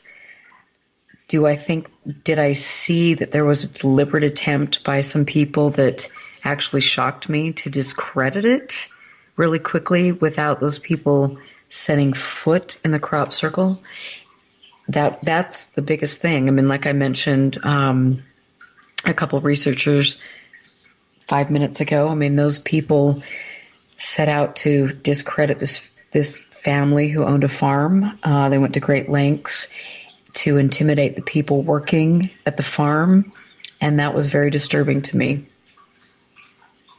That's very difficult. We got about 2 minutes left. Getting back to the crop circles that you have checked into, that beautiful art that we can see from above, from pictures from helicopters or planes or drones, what's it like being on the ground inside that piece of art? I mean, it just looks like you're in a field, so you really don't have a good vantage point. But it was such a beautiful location, and as we walked around, and more importantly, just looking down at the ground and seeing the intricacy of everything that was put out in front of me. I mean, that was really beautiful. Like I say, at the end of the day, was this man-made? I don't know. That would have taken a lot. And, for me, again, the red herring was the fact that a couple of these researchers tried to discredit people, and that's pretty alarming. But it was beautiful. I'll post pictures and I'll share them with you. I would like that. I think our audience would as well. Make sure you hit them on Twitter, because that would be kind of cool. Okay. Yeah. Have your coffee yet? No, Grandma Moses is serious. What the hell is Grandma Moses? Well, Grandma Moses, she was quite famous, little artist and things, but this is what I'm feeling like. But I will get my party pants on, and it'll all be good. Thank you for keeping me up late and reminding me of my former self. I'm noting your sarcasm right now. Never. And getting that eye roll. I know there's a hair comment coming out. I do know that. Your hair. Only that you've got the best hair. You do have. No. We've already voted. We've already voted that you win the hair competition tonight. Okay, then I will take that title proudly. Yeah, it's because you flat ironed and I did not. But nonetheless, I can get the last word in because I have your mute button. Erica Lukes is our guest tonight on Spaced Out Radio. Her website, UFOclassified.com. Remember, always a good time during the break to go to our website, spacedoutradio.com. Click on our store. Got some great swag there. It's a great way to support what we do on a nightly basis. Get your swag today. We got Erica Lukes for another half an hour. Hang out. Be with us. It's party time in Utah as we talk UFOs, ghosts, and skinwalkers right after this.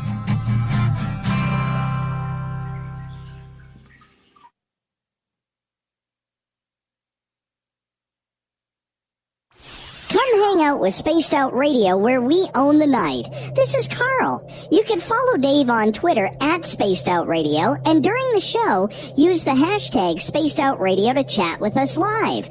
On Instagram, at Dave Scott SOR. On Facebook, give our page a like, Spaced Out Radio Show.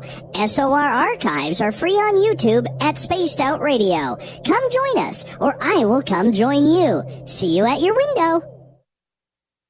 At spacedoutradio.com, we have a little bit of everything for you to stay up late. So while you're there, check out our SOR Newswire, where our team brings you stories of the weird and strange to the WTF from around the globe. News on Bigfoot, UFOs, paranormal, Darwinian-type crime tales. It's the stories that the mainstream media usually won't touch. Well, we got them all on the SOR Newswire, only at spacedoutradio.com. You're listening to Spaced Out Radio Live with Dave Scott on the Deep Talk Radio Network.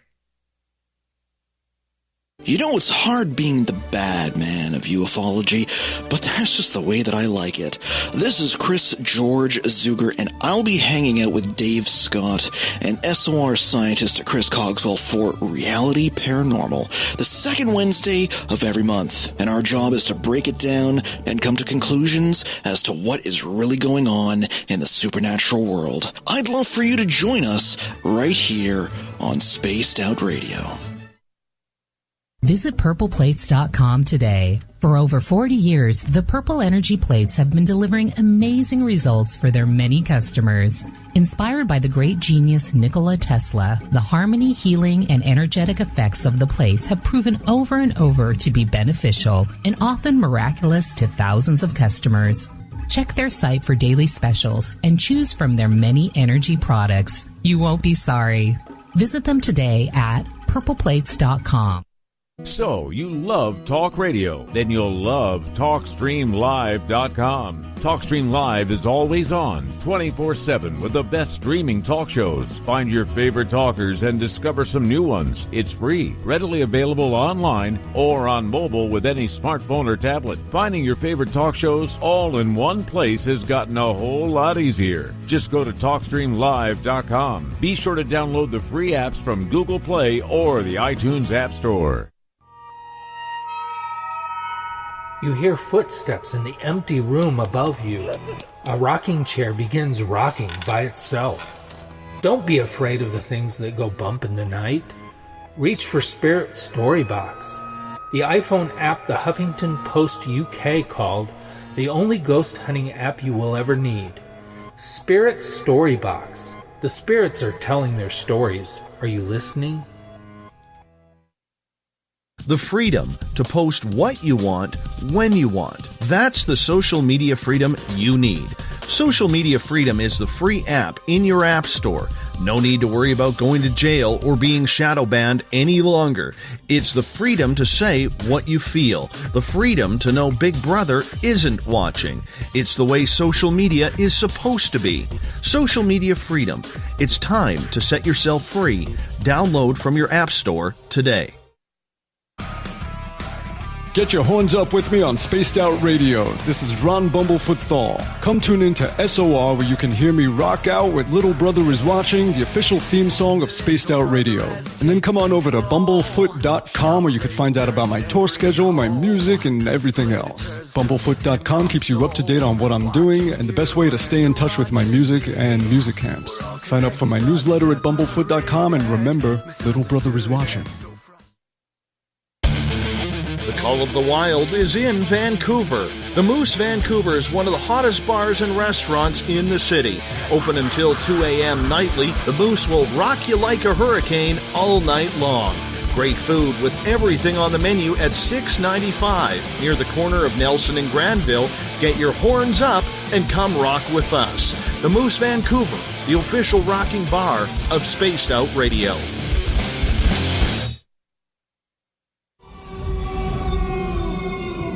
Hey, this is Canadian Paranormal Investigator Mike Moore. The third Wednesday of every month, I'll be teaming up with Dave Scott to bring you Ghosts of the Great White North. Each month, we will bring on guests from across Canada to discuss their ghostly encounters. Canada is a paranormal hotbed with stories you've never heard, so we're going to bring them to you. So get comfy on your Chesterfield, grab a donut, and join us, eh?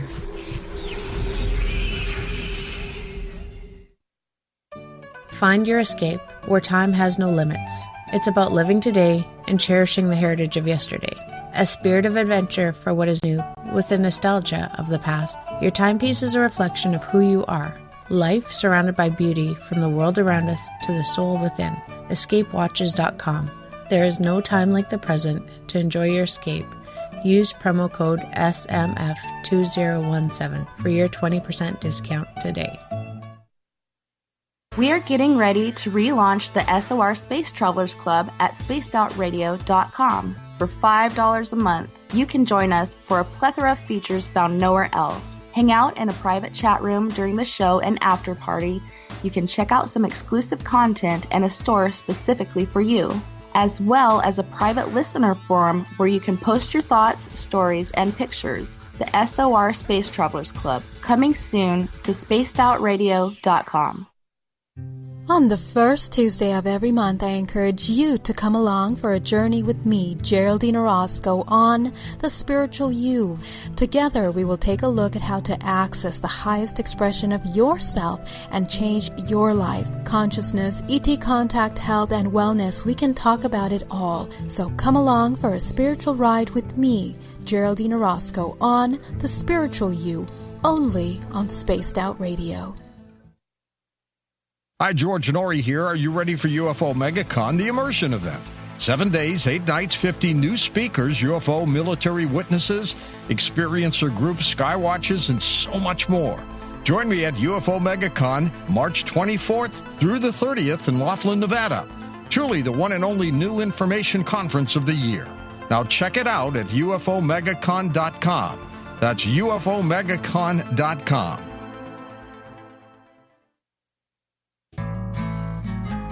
Looking for a place to advertise at a very reasonable cost?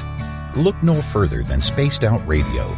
SpacedOutRadio.com has an advertising tab that you can click to check out our daily, weekly, and monthly packages to play on the radio, or our website including social media. From commercial spots to banners, we have it all. Check out our competitive pricing today.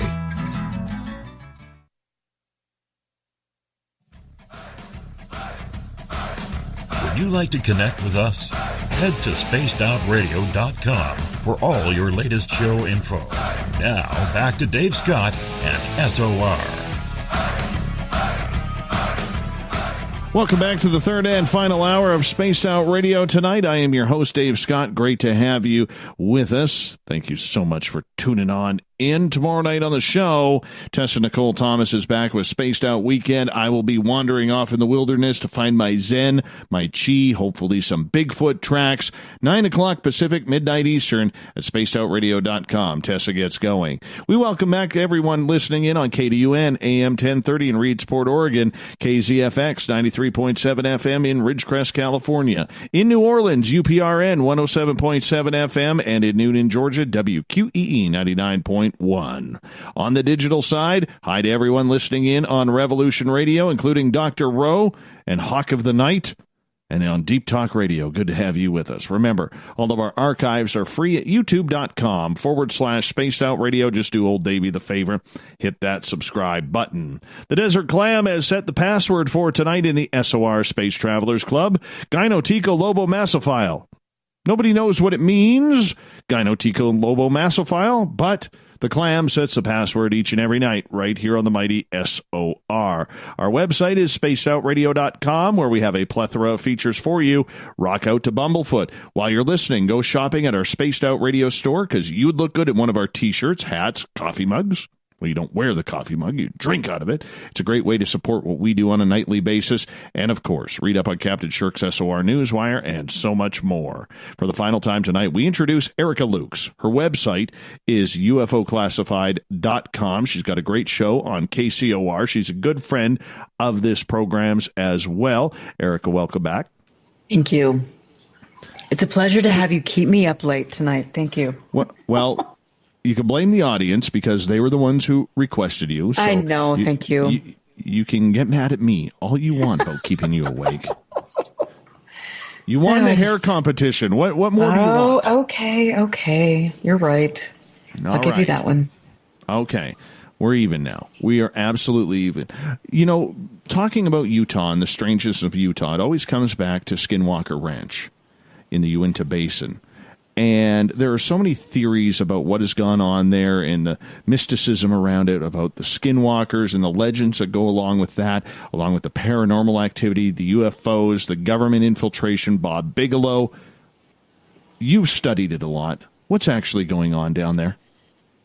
Oh, there is a lot going on down there. I think that the whole area, not just Skinwalker Ranch, is incredibly active. I have spent years interviewing witnesses and going out there and documenting different things. I had and have a really special piece of footage that I've conducted with one of my a person that came to me. He came to me about 8 years ago and submitted a UFO sighting. And he used to work at the oil fields in Array, which is very close to Skinwalker Ranch. And he called and reported this sighting, and he said that the people that were working there had sightings, week after week, and it was just one of those things that they said, okay, that's the way it goes. We're just going to turn around and pretend like it's not happening. There's nowhere to report it. But he told me about some things, and he also mentioned at that point in time that his grandmother, who lived in the area, had been out a couple decades earlier with her family, and they were rock hounding, and they wandered off, and this was close to this area. They wandered off, or she wandered off and was missing for a few hours, and the family was in a panic. They eventually found her, and she was disoriented, and she had a grid-like pattern of burns on her stomach. They took her to the doctor, and the doctor said that she had radiation burns, which was very curious. It was like some sort of grill pattern. And when I interviewed her, I spent 2 days interviewing her, and she was, oh my gosh, in her late 80s at that point. She recounted a lifetime full of experiences, starting at the age of 4, seeing people, a man in her life she felt blood tests that had taken place. The daughter talked about seeing objects land in their backyard, soil depression, an object that would burn a hole in the backyard, the soil, and then also the son, who had significant sightings in the area, like I was mentioning. And so I went up there and did great research with them, and I'm still in touch with them. But this grandson, a few months ago, contacted me and gave me a location to go view Skinwalker Ranch. And so I went out there and I set up my cameras and was with somebody that was very interested in all of this. And there was a really amazing lightning storm coming through the valley. And so the whole feeling was electric, obviously. And you could see Skinwalker Ridge, and you could see the old homestead and the entrance to Skinwalker. And we got their cameras up, and within 10 minutes of us putting the cameras up, we saw things that we honestly, still to this day, have a hard time explaining. And we captured them on I've got a lot of photographs about that from that time frame that I'm having analyzed by people that I hold in high regard, and eventually I will get that out to the public. But it is really a peculiar place. Lots of abductions, lots of people that have been affected. Junior Hicks and Dr. Frank Salisbury, like I mentioned, wrote a book called The Utah UFO Display, which in my opinion is one of the most important books on the subject ever written.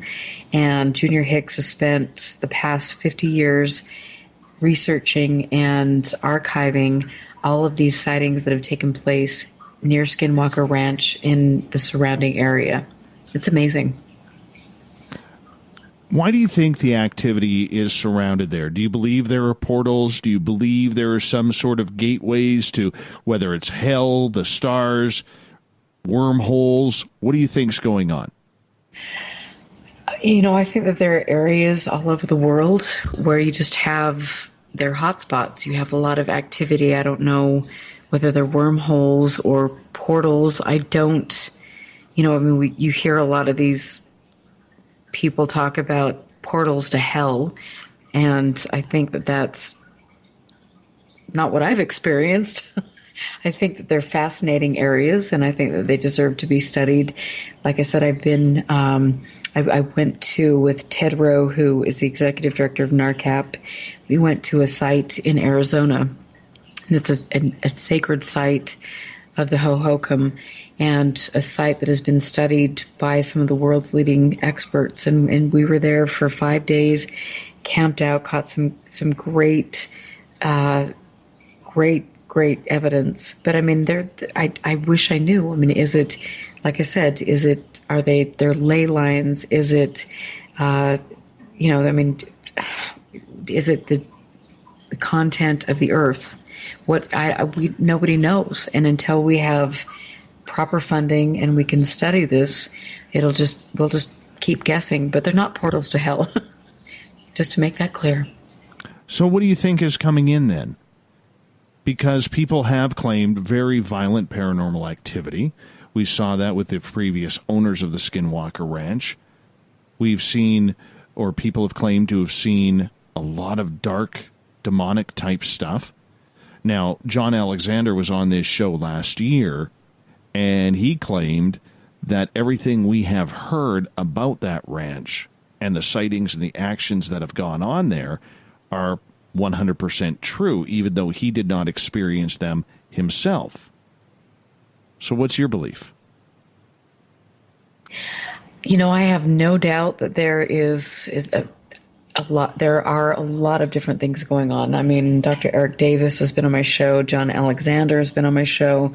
I currently have been privy to, I've signed a non-disclosure with the current owners of the ranch. They're doing groundbreaking research. I know that there are things taking place out there. The owner of the ranch told me that there are medical injuries taking place, very severe medical injuries.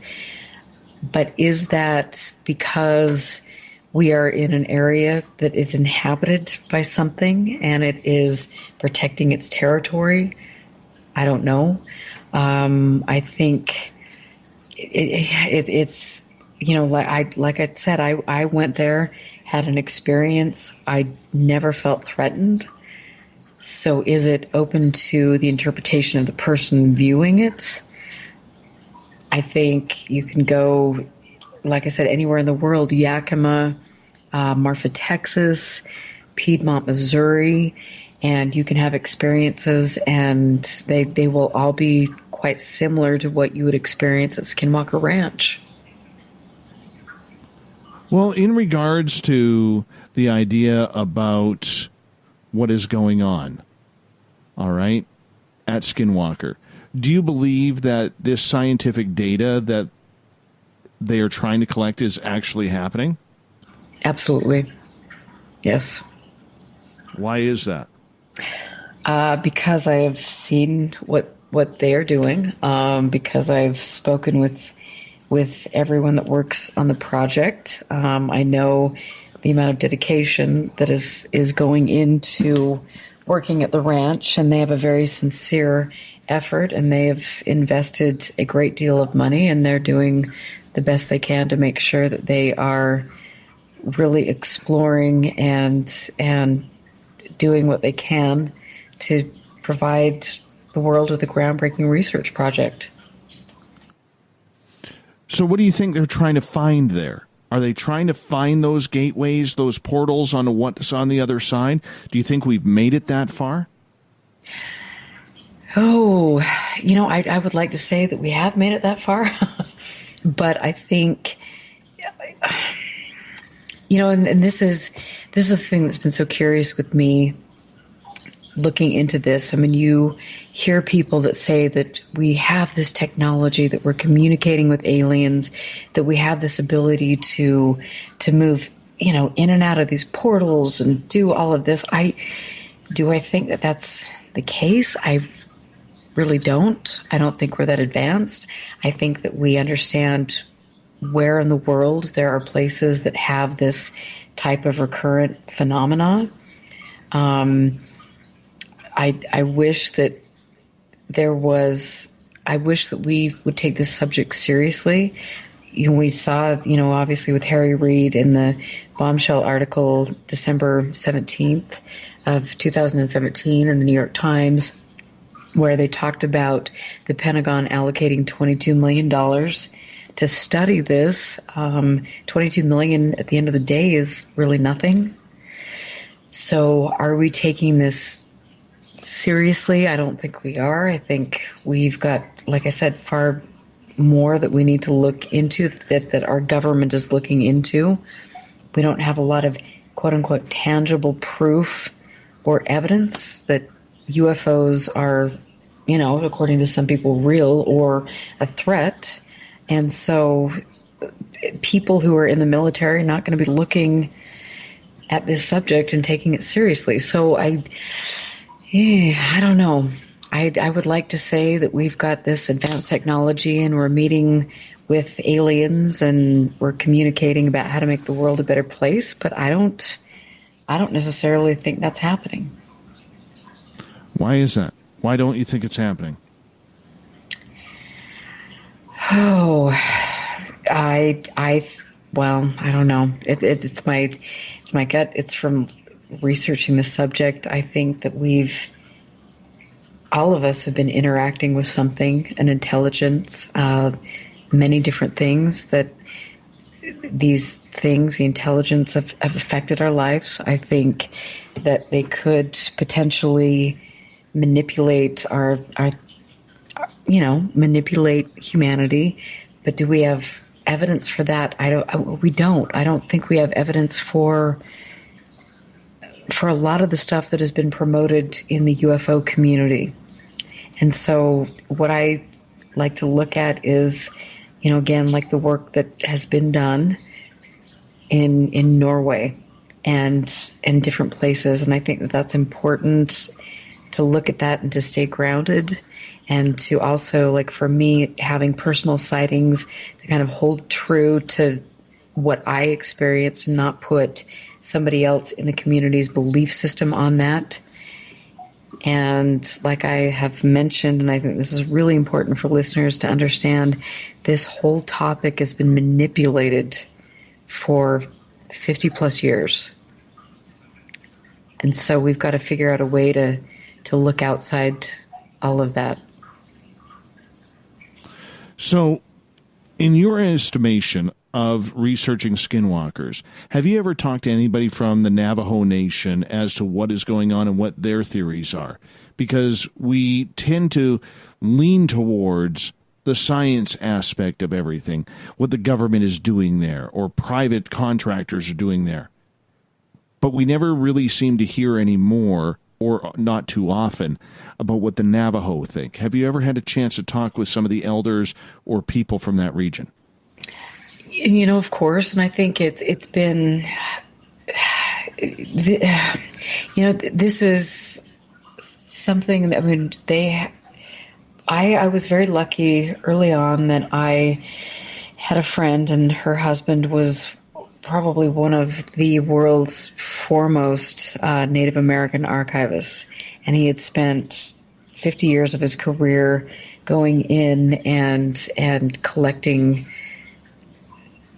all of these stories from different tribes, and that was really wonderful. And I talked to him a lot about the beliefs of the Navajo, the Utes, and the Skinwalkers, and I've also become friends with several people, and they've been very candid with me about skinwalkers and the sightings that they've had and the belief systems that they've had. And it is, in my opinion, this is absolutely real. The things that people have told me that they've experienced, it is staggering, and it deserves to be respected. And I think when you go to places like Skinwalker Ranch or Yakima, you can look at the Yakima Indian Reservation in Washington State, and that is a place where you're going to get a lot of the same types of sightings, where you have these creatures that can morph into different animals, where you have the paranormal, where you have UFO sightings. It's all melds together. And so what is that? I don't know. Is it the same thing? Nobody knows. But it deserves... Have you ever seen a skinwalker? No, and I'm knocking on something. I wish there was wood around. I hope I don't. What would happen if you did? What do you think? I think that there would probably, I couldn't own enough stock in Depends undergarments to save my life. I don't know. Well, that's one way to put it. That is definitely one way to put it. I don't... I couldn't imagine. I really couldn't. I think when you're playing with something that I don't know if the right term is demonic, like a skinwalker. I don't know what would happen. I really don't. It's something I don't want to find out. There are very few things that I do not want to find out in this strange world, and dealing with a skinwalker is definitely one near the top of that list. That is for sure.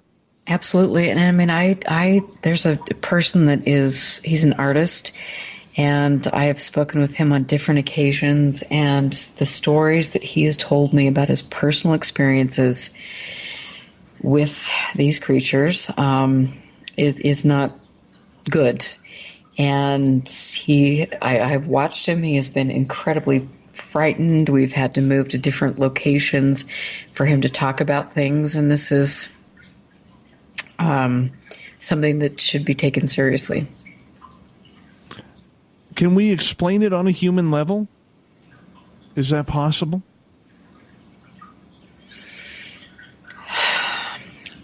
I don't know. I mean, I'm sure that, you could, depending on what your viewpoint is, you could explain it on you could rationalize things but I don't know. I mean, what are your thoughts? I'm going to throw this back to you. I don't think you can. I think the beauty of this field is there is a lot going on that we cannot explain. And because we can't explain it, there are no rational answers. And that just does not suit well with a lot of people, whether you're a believer, whether you're an experiencer, whether you're a skeptic. I don't think we have enough information at hand to really get into it. I really don't.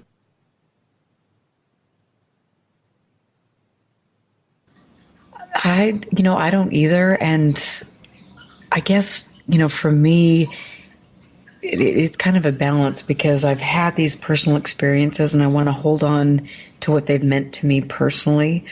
But then I also wanted to look at this from an unbiased perspective, which is really, really, really freaking hard.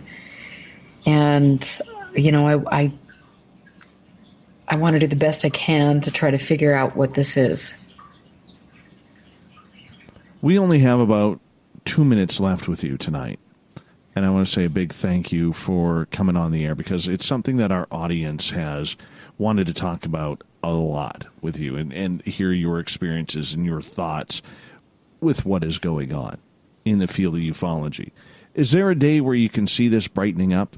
Is there a time when we can finally get back to saying, let's get some UFO answers going here? I have always been a glass half full kind of girl. And I will say that this just seeing some of the dysfunction and the sliminess and underhandedness in the field has been very upsetting, I think, for me, and it wears on me and other people that are trying to do the right thing. I think, though, that I'm one of those people that will never give up, and I have collected a lot of information over the years on a lot of different things, and I also know that I've got a great support system around me, and we will do the right thing for this subject, and we will make sure that history is preserved and presented to people. And, we will also make sure that some of these corrupt practices will be exposed, So I'd like to think there's a bright spot, but we've all got to do this together. Final word for you, my friend. Where can people find your information and your radio show? So you can go to UFOclassified.com. My radio show is every Friday night at 7 p.m. Eastern Standard Time on KCOR.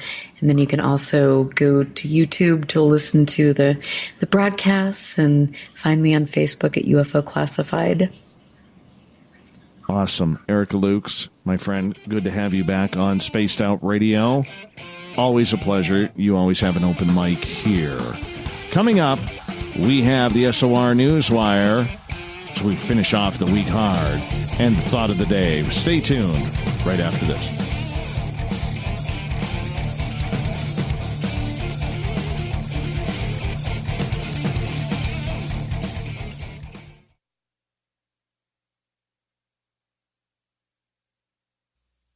You're listening to Spaced Out Radio Live with Dave Scott on the Deep Talk Radio Network.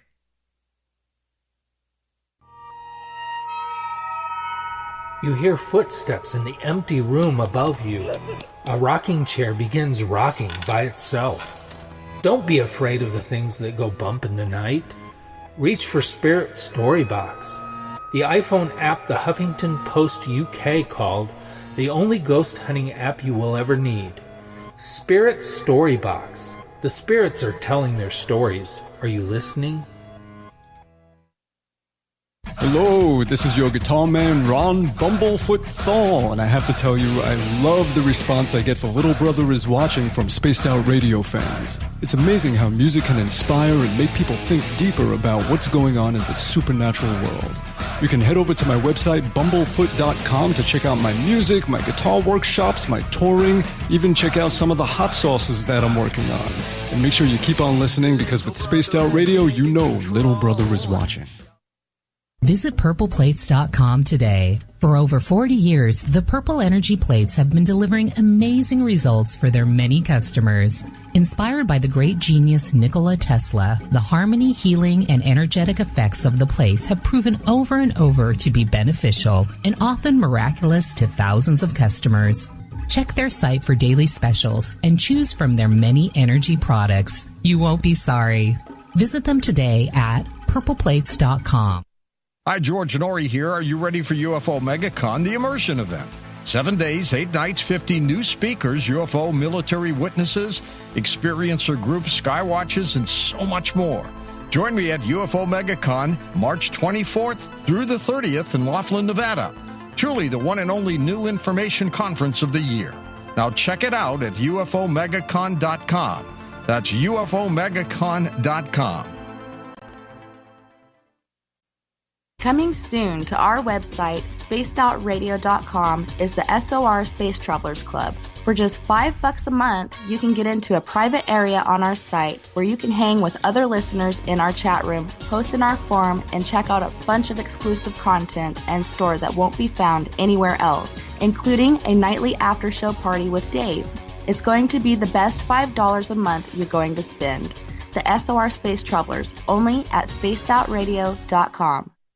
Heading to Vancouver and looking for a night on the town? The Moose Vancouver is the bar that never stops rocking until 2 a.m. every night. The Moose has great food with everything on the menu from $6.95 to $8.95. Fantastic, vibrant staff and rock and roll that will bring you back to when the music was real, the hair was long, and the guitars were rocking. Get your party on at the Moose Vancouver, the official party bar of Spaced Out Radio. A timepiece is a reflection of who you are, and what better way to show off the real you than with an Escape watch? Escape is a lifestyle brand accessorizing your days and nights. Choose to escape and create the life of discovery that you deserve. Dream, play, unite with your own personalized Escape watch. Head to escapewatches.com. There is no time like the present to enjoy your escape. Use promo code SMF2017 for your 20% discount today.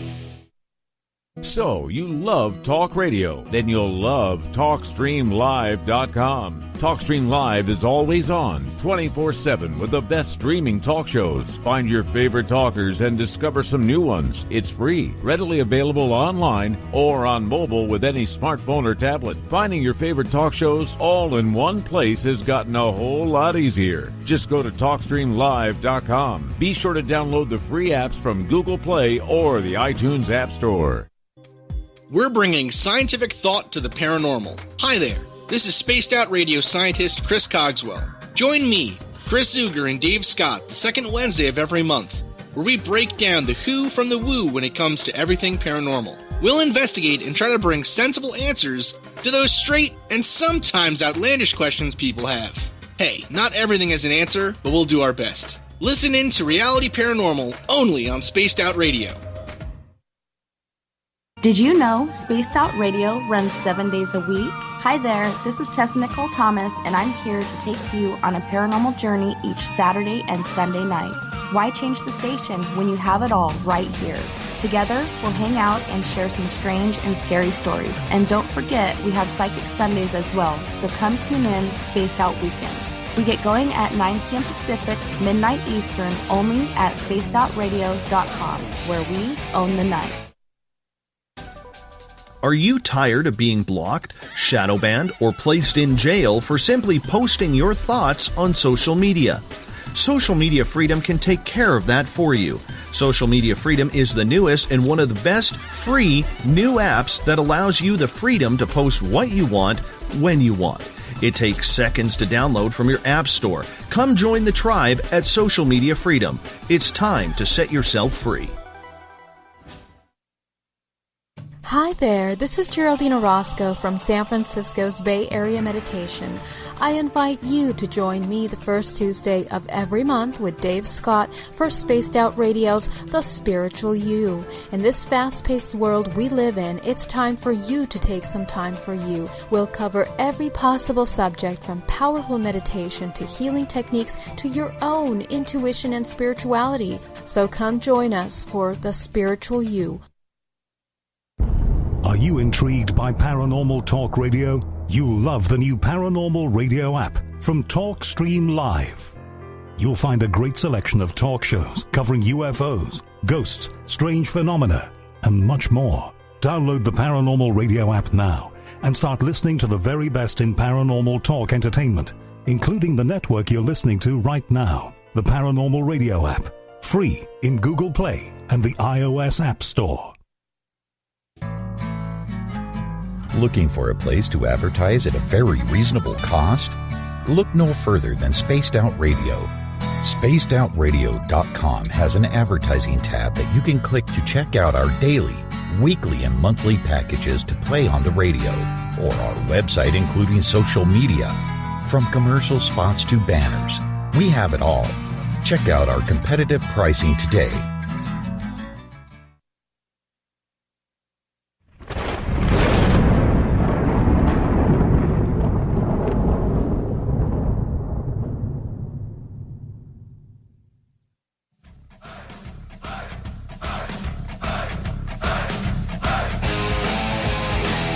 We've rounded third. We're heading for home tonight on the Mighty SOR. I am your host, Dave Scott. Great to have you along for the ride tonight. Remember, a good way to support this show is by going to our website, spacedoutradio.com, clicking on the shop tab. You need a t-shirt, hat, maybe a coffee mug for your desk, or just your cupboard. Wherever you want to put some pens in it. Doesn't matter. Great way to support this show and this cause. Hey, we finished off the week here. We're going back to the news on the SOR Newswire, brought to you by Paranoia Magazine.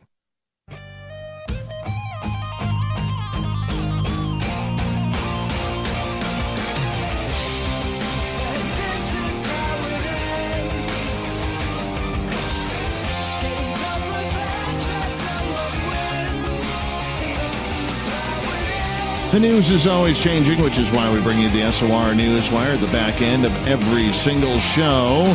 You can find all of our news at spacedoutradio.com. Click on the news tab. Captain Shirk has you up to date with everything that's going on in the weird and strange and the WTF. We're going to start off with a haunted story.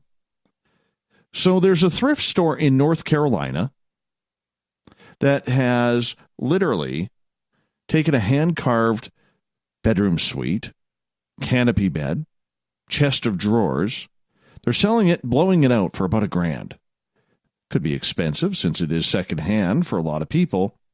But here's the problem. The previous owner stated he and his wife had continuous nightmares while the furniture was in their bedroom.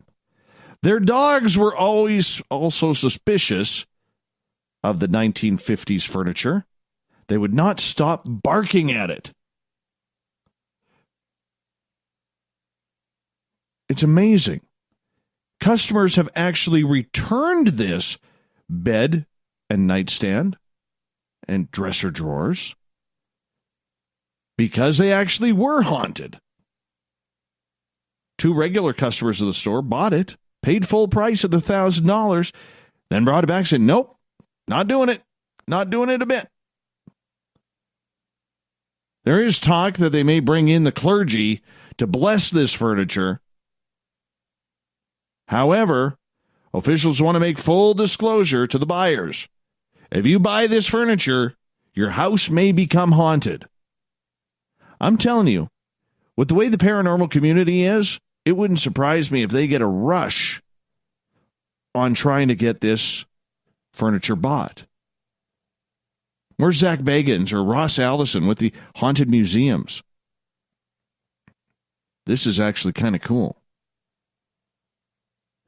It's the Habitat for Humanity Restore in North Carolina. I don't know where in North Carolina. Oh, here we go. It's in Rowan County. I know we have listeners in North Carolina. You know anybody who's in the paranormal and likes to collect haunted objects? This may be a good one for them. I don't know if you saw the dust devil pictures from Mars. This looks pretty eerie. Now, these images that came across show this dust devil raging apart a big part of the planet. And it looks like this hairy creature with like 1, 2, 3, 4, 5, 6, 7, 8, 9, 10 legs that's kind of crawling around the sands and the mountains and the dunes on Mars. It's kind of weird. I mean, to be honest with you, it looks like somebody with blackish blue hair went and shaved and trimmed their beard in the sink, and they just haven't washed their sink in a while. But apparently it's a dust devil frenzy on Mars. You can find it at cnet.com. So this is something they want to check out. Apparently the scientists say it's the first time a European instrument has identified a lander and related equipment to it in that area. This comes from the ExoMars orbiter. It's been in Mars' atmosphere since 2016, capturing images of the surface. And this is the first time they've done that. That's got to be some heavy wind in order to do that. But seriously, it does look like hair. I'm not a conspiracy theorist like that. I do believe that they got this picture from Mars, but it looks like a beard with a bunch of trimmed hair.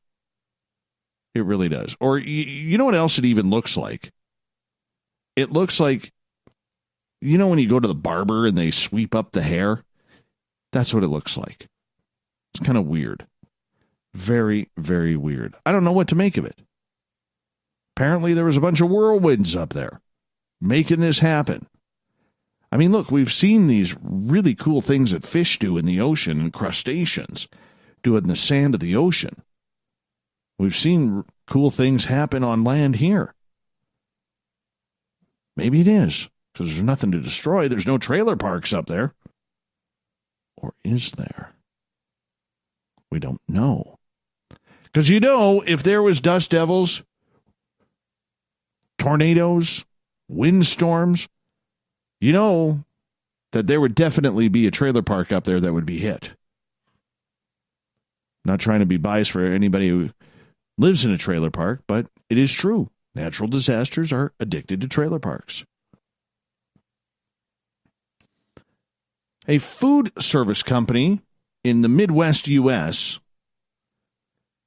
is now using an oil from genetically edited soybeans in its sauces, dressings, and fryer.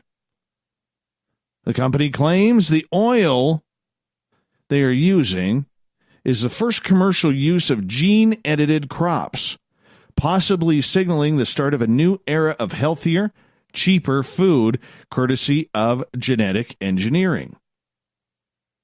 Have we not learned anything on this planet by modifying things? Monsanto, companies like that do not have a good reputation. So the Minnesota-based agricultural company, Calixt, says it's created the soybean oil with no trans fats, more heart-healthy fats, and traditional soybean oils. Has a longer shelf life, which could decrease costs for consumers. Oh, and by the way, there is no GMOs, apparently, in this. And the company wants to make it very clear that there is a huge difference between gene-edited crops and genetically modified organisms. The GMOs, scientists have to add desirable genes from one organism to the genome of another. And a genetically modified soybean, for example, might include DNA from a bacteria naturally resistant to pesticides. I don't know. Playing with food just does not sound like a good idea. It doesn't sound smart. How about we just go back to the old-fashioned way of growing food that doesn't include chemicals? That might be a thought. Now, I'm not a farmer, never have been. I don't know what that would be like. But I sure know for the sake of my family and the people I care about, including all of you out there, I definitely would like to, each and every one of you to have good food. Renee in the chat room, Dave, maybe your beard clippings went to Mars. Nope. Still got them in a Ziploc bag sitting on my bathroom counter. I'm not ready to let it go yet. I have a couple audience members who've asked for the beard. They will get the beard. But definitely, I have not yet given up the beard.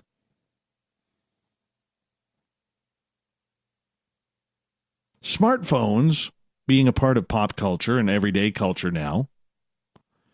We all know when we're walking, we kind of get distracted by what's going on. A lot of people are getting hurt. Walking into poles, cars, buildings, stairwells, tripping into waterfalls, rivers, oceans, because we're not paying attention. So, our peripheral vision is supposed to be a fail-safe on this, but obviously it's not working too well due to the addiction of the cell phone. And apparently people who text while walking were 60% more likely to veer off their path, like a distracted driver compared to those who did not text. Go figure. Apparently we are turning into zombies because of this. And there are certain places in the world, like in Israel and Tel Aviv, where they are putting specialized LED lights in the pavement so people who are looking down and texting while walking don't veer off their path. Seriously, this is what it's coming to. Zombie traffic lights is what it's being called. It's apparently going to reduce accidental collisions on crosswalks and sidewalks. If you can't cross a street without texting on your phone, you might have an addiction problem to it.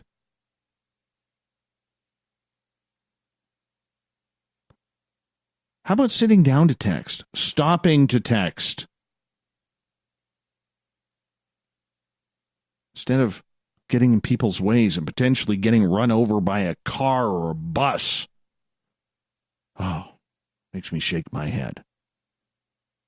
Sad news out of Florida. Kind of heartbroken about this one.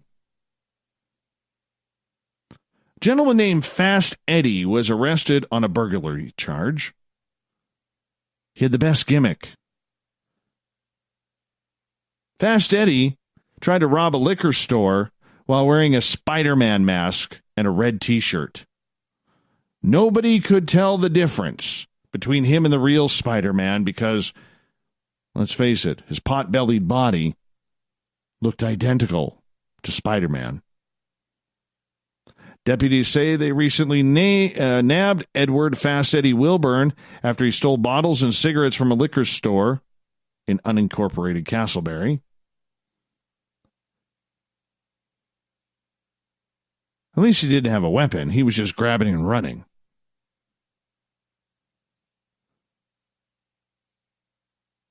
But to wear a Spider-Man mask? That just hurts. So many people looking up to Spider-Man and Captain America, the Incredible Hulk, Aquaman. Why didn't you be Aquaman? Dye your hair blonde. Put on the pastel pink, yellow, and green outfit. Ride dolphins into the liquor store. Steal your bottles and then get the dolphins to swim in the air away.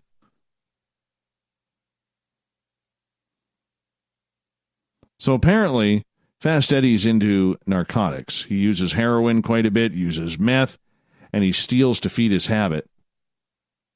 He's arrested on charges of burglary, of an occupied structure, grand theft, and committing third-degree felony while wearing a mask. Spider-Man always said crime doesn't pay, just like the rest of the League of Nations and all our superheroes. Let's get to the thought of the day. Oh, wrong one. Wrong one. How can you tell it's the end of a week?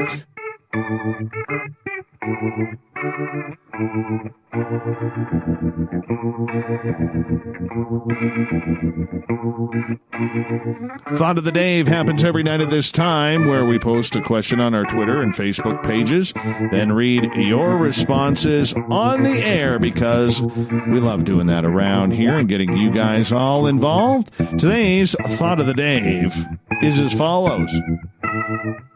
It's Friday. Which song are we cruising to Vegas in, and why? Oh, let's get into it. Reverend Keith wants China Grove cranked up in the car. That's a good tune. Sarah, self-explanatory. Viva Las Vegas. Hope it's the Elvis version. That's a good version. Robin Roll out of Toronto. The Four Horsemen. Nobody said it was easy. All right. William, Heading Out on the Highway by Judas Priest. Yes, get your horns up for that one. Heidi in the UK. How about The Gambler by Kenny Rogers? I don't know about that. I'm not a Kenny Rogers fan. Although I hear he does a good barbecue. Karen, American Girl by Tom Petty. I drove across country, and this was the first song that came on. That is a great memory. That is something that I've always wanted to do, either drive across Canada or drive across the U.S. I love David's answer. He's got it going on. Guns N' Roses, Paradise City. Why, you ask? Because it's GNR. They're freaking awesome. You know, we should just end it right there. That's where it ends. Greatest song ever recorded. Gabe agrees. Paradise City, GNR, enough said. There's nothing wrong with that. It's like over. Benjamin, down in L.A., he's got a good goatee on him. Whole Lot of Rosie by AC/DC. Marla, Night Fever by the Bee Gees? Really? Is this pre or post Bell Bottoms? That's what I want to know. Tim wants to hear Born to Be Wild, because I would be, and I've never been yet. Tim, it's time to do it. Mary wants AC/DC's Highway to Hell. That's a good one. Rocking Down the Highway, the Doobie Brothers by Penman. Francesca wants Hotel California in Time by Pink Floyd. Sleepy Dave, The Sure Thing. Uncle Dale and his Power Stash want AC/DC's Thunderstruck. Good choice, Uncle Dale. Very good choice. John, Space Truckin' by Deep Purple and Machine Head. Kelly wants some Judas Priest, Breaking the Law. Heading into Vegas. Working Man by Rush, Leaving Vegas. Everett, whatever our driver has on his radio, Vegas is about 99-cent daiquiris, endless buffets, and losing tons of money to various sins. Not about driving around town. Dude, we're driving to Vegas. Nobody said how we're getting home. All right, Catherine. Paradise City. That's just the way it is. Or Snoop Dogg's Gin and Juice. That's a big difference. Sandra wants Born to Be Alive, Vegas vacation style. Sometimes I hear she gets a little randy in Vegas. The crypto guru, Ronald Murphy, wants GNR's Welcome to the Jungle. That's a good one. Andrew, Boston, Peace of Mind, nothing like the 1979 classic. I have their greatest hits album on CD. Pamela wants Sammy Hagar's I Can't Drive 55. David, well, if you're hanging on the latest Dan Smith, Ron Pandolfi head trip, or the newest TTSA promotion, or for that matter, the Mueller report, or Huber's, or AG Barr's response to the latest leaks from the Hill on Judicial Watch FOIA documents, you'll be grooving to The Shape of Things to Come by Max Frost and the Troopers. Chris George Zuger, just on the other night. He wants Journey's Don't Stop Believing. Jade, Duplessis, and Alioka Regnard, The Road to East. Well, problem is, Jade, we're heading west to Vegas. I'm heading south, you're heading west. Kevin, Like a Rolling Stone by Bob Dylan. I saw Bob Dylan in concert once. That's the song I wanted to hear. Never played it. And Heather, no, I'm not coming to Vegas. That is your thought of the day for the week. We will get to that again on Monday. I want to say a big thank you to Captain Shirk for putting all of our news together at this SOR Newswire, which can be found at spacedoutradio.com. Click on the news tab, and boom, it is right there for you. Big thank you to Erica Lukes from UFOclassified.com for coming on the show tonight, talking UFOs, crop circles, Skinwalker Ranch, and so much more. You can catch the archive at youtube.com/Spaced Out Radio. Do me a favor, hit that subscribe button. This weekend, yes, well, I am off venturing into the forest to find my Zen, my Chi, one last snowball fight for the winter, and taking all of my bottles back. Tessa Nicole Thomas is back Saturday and Sunday night with Spaced Out Weekend. She gets going at 9 o'clock Pacific, midnight Eastern, only at spacedoutradio.com.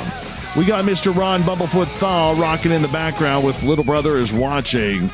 Bumblefoot is the official music of Spaced Out Radio, rocking us in and out of every single show.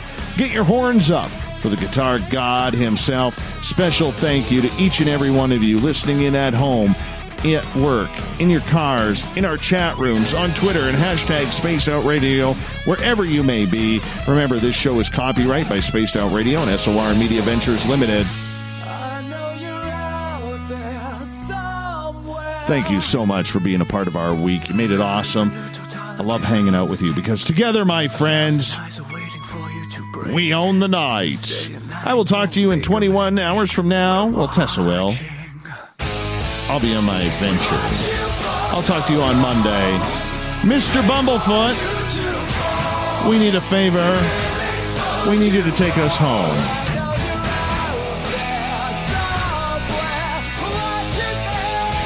And just like that, I'm out of gas. Good night. Have a great weekend.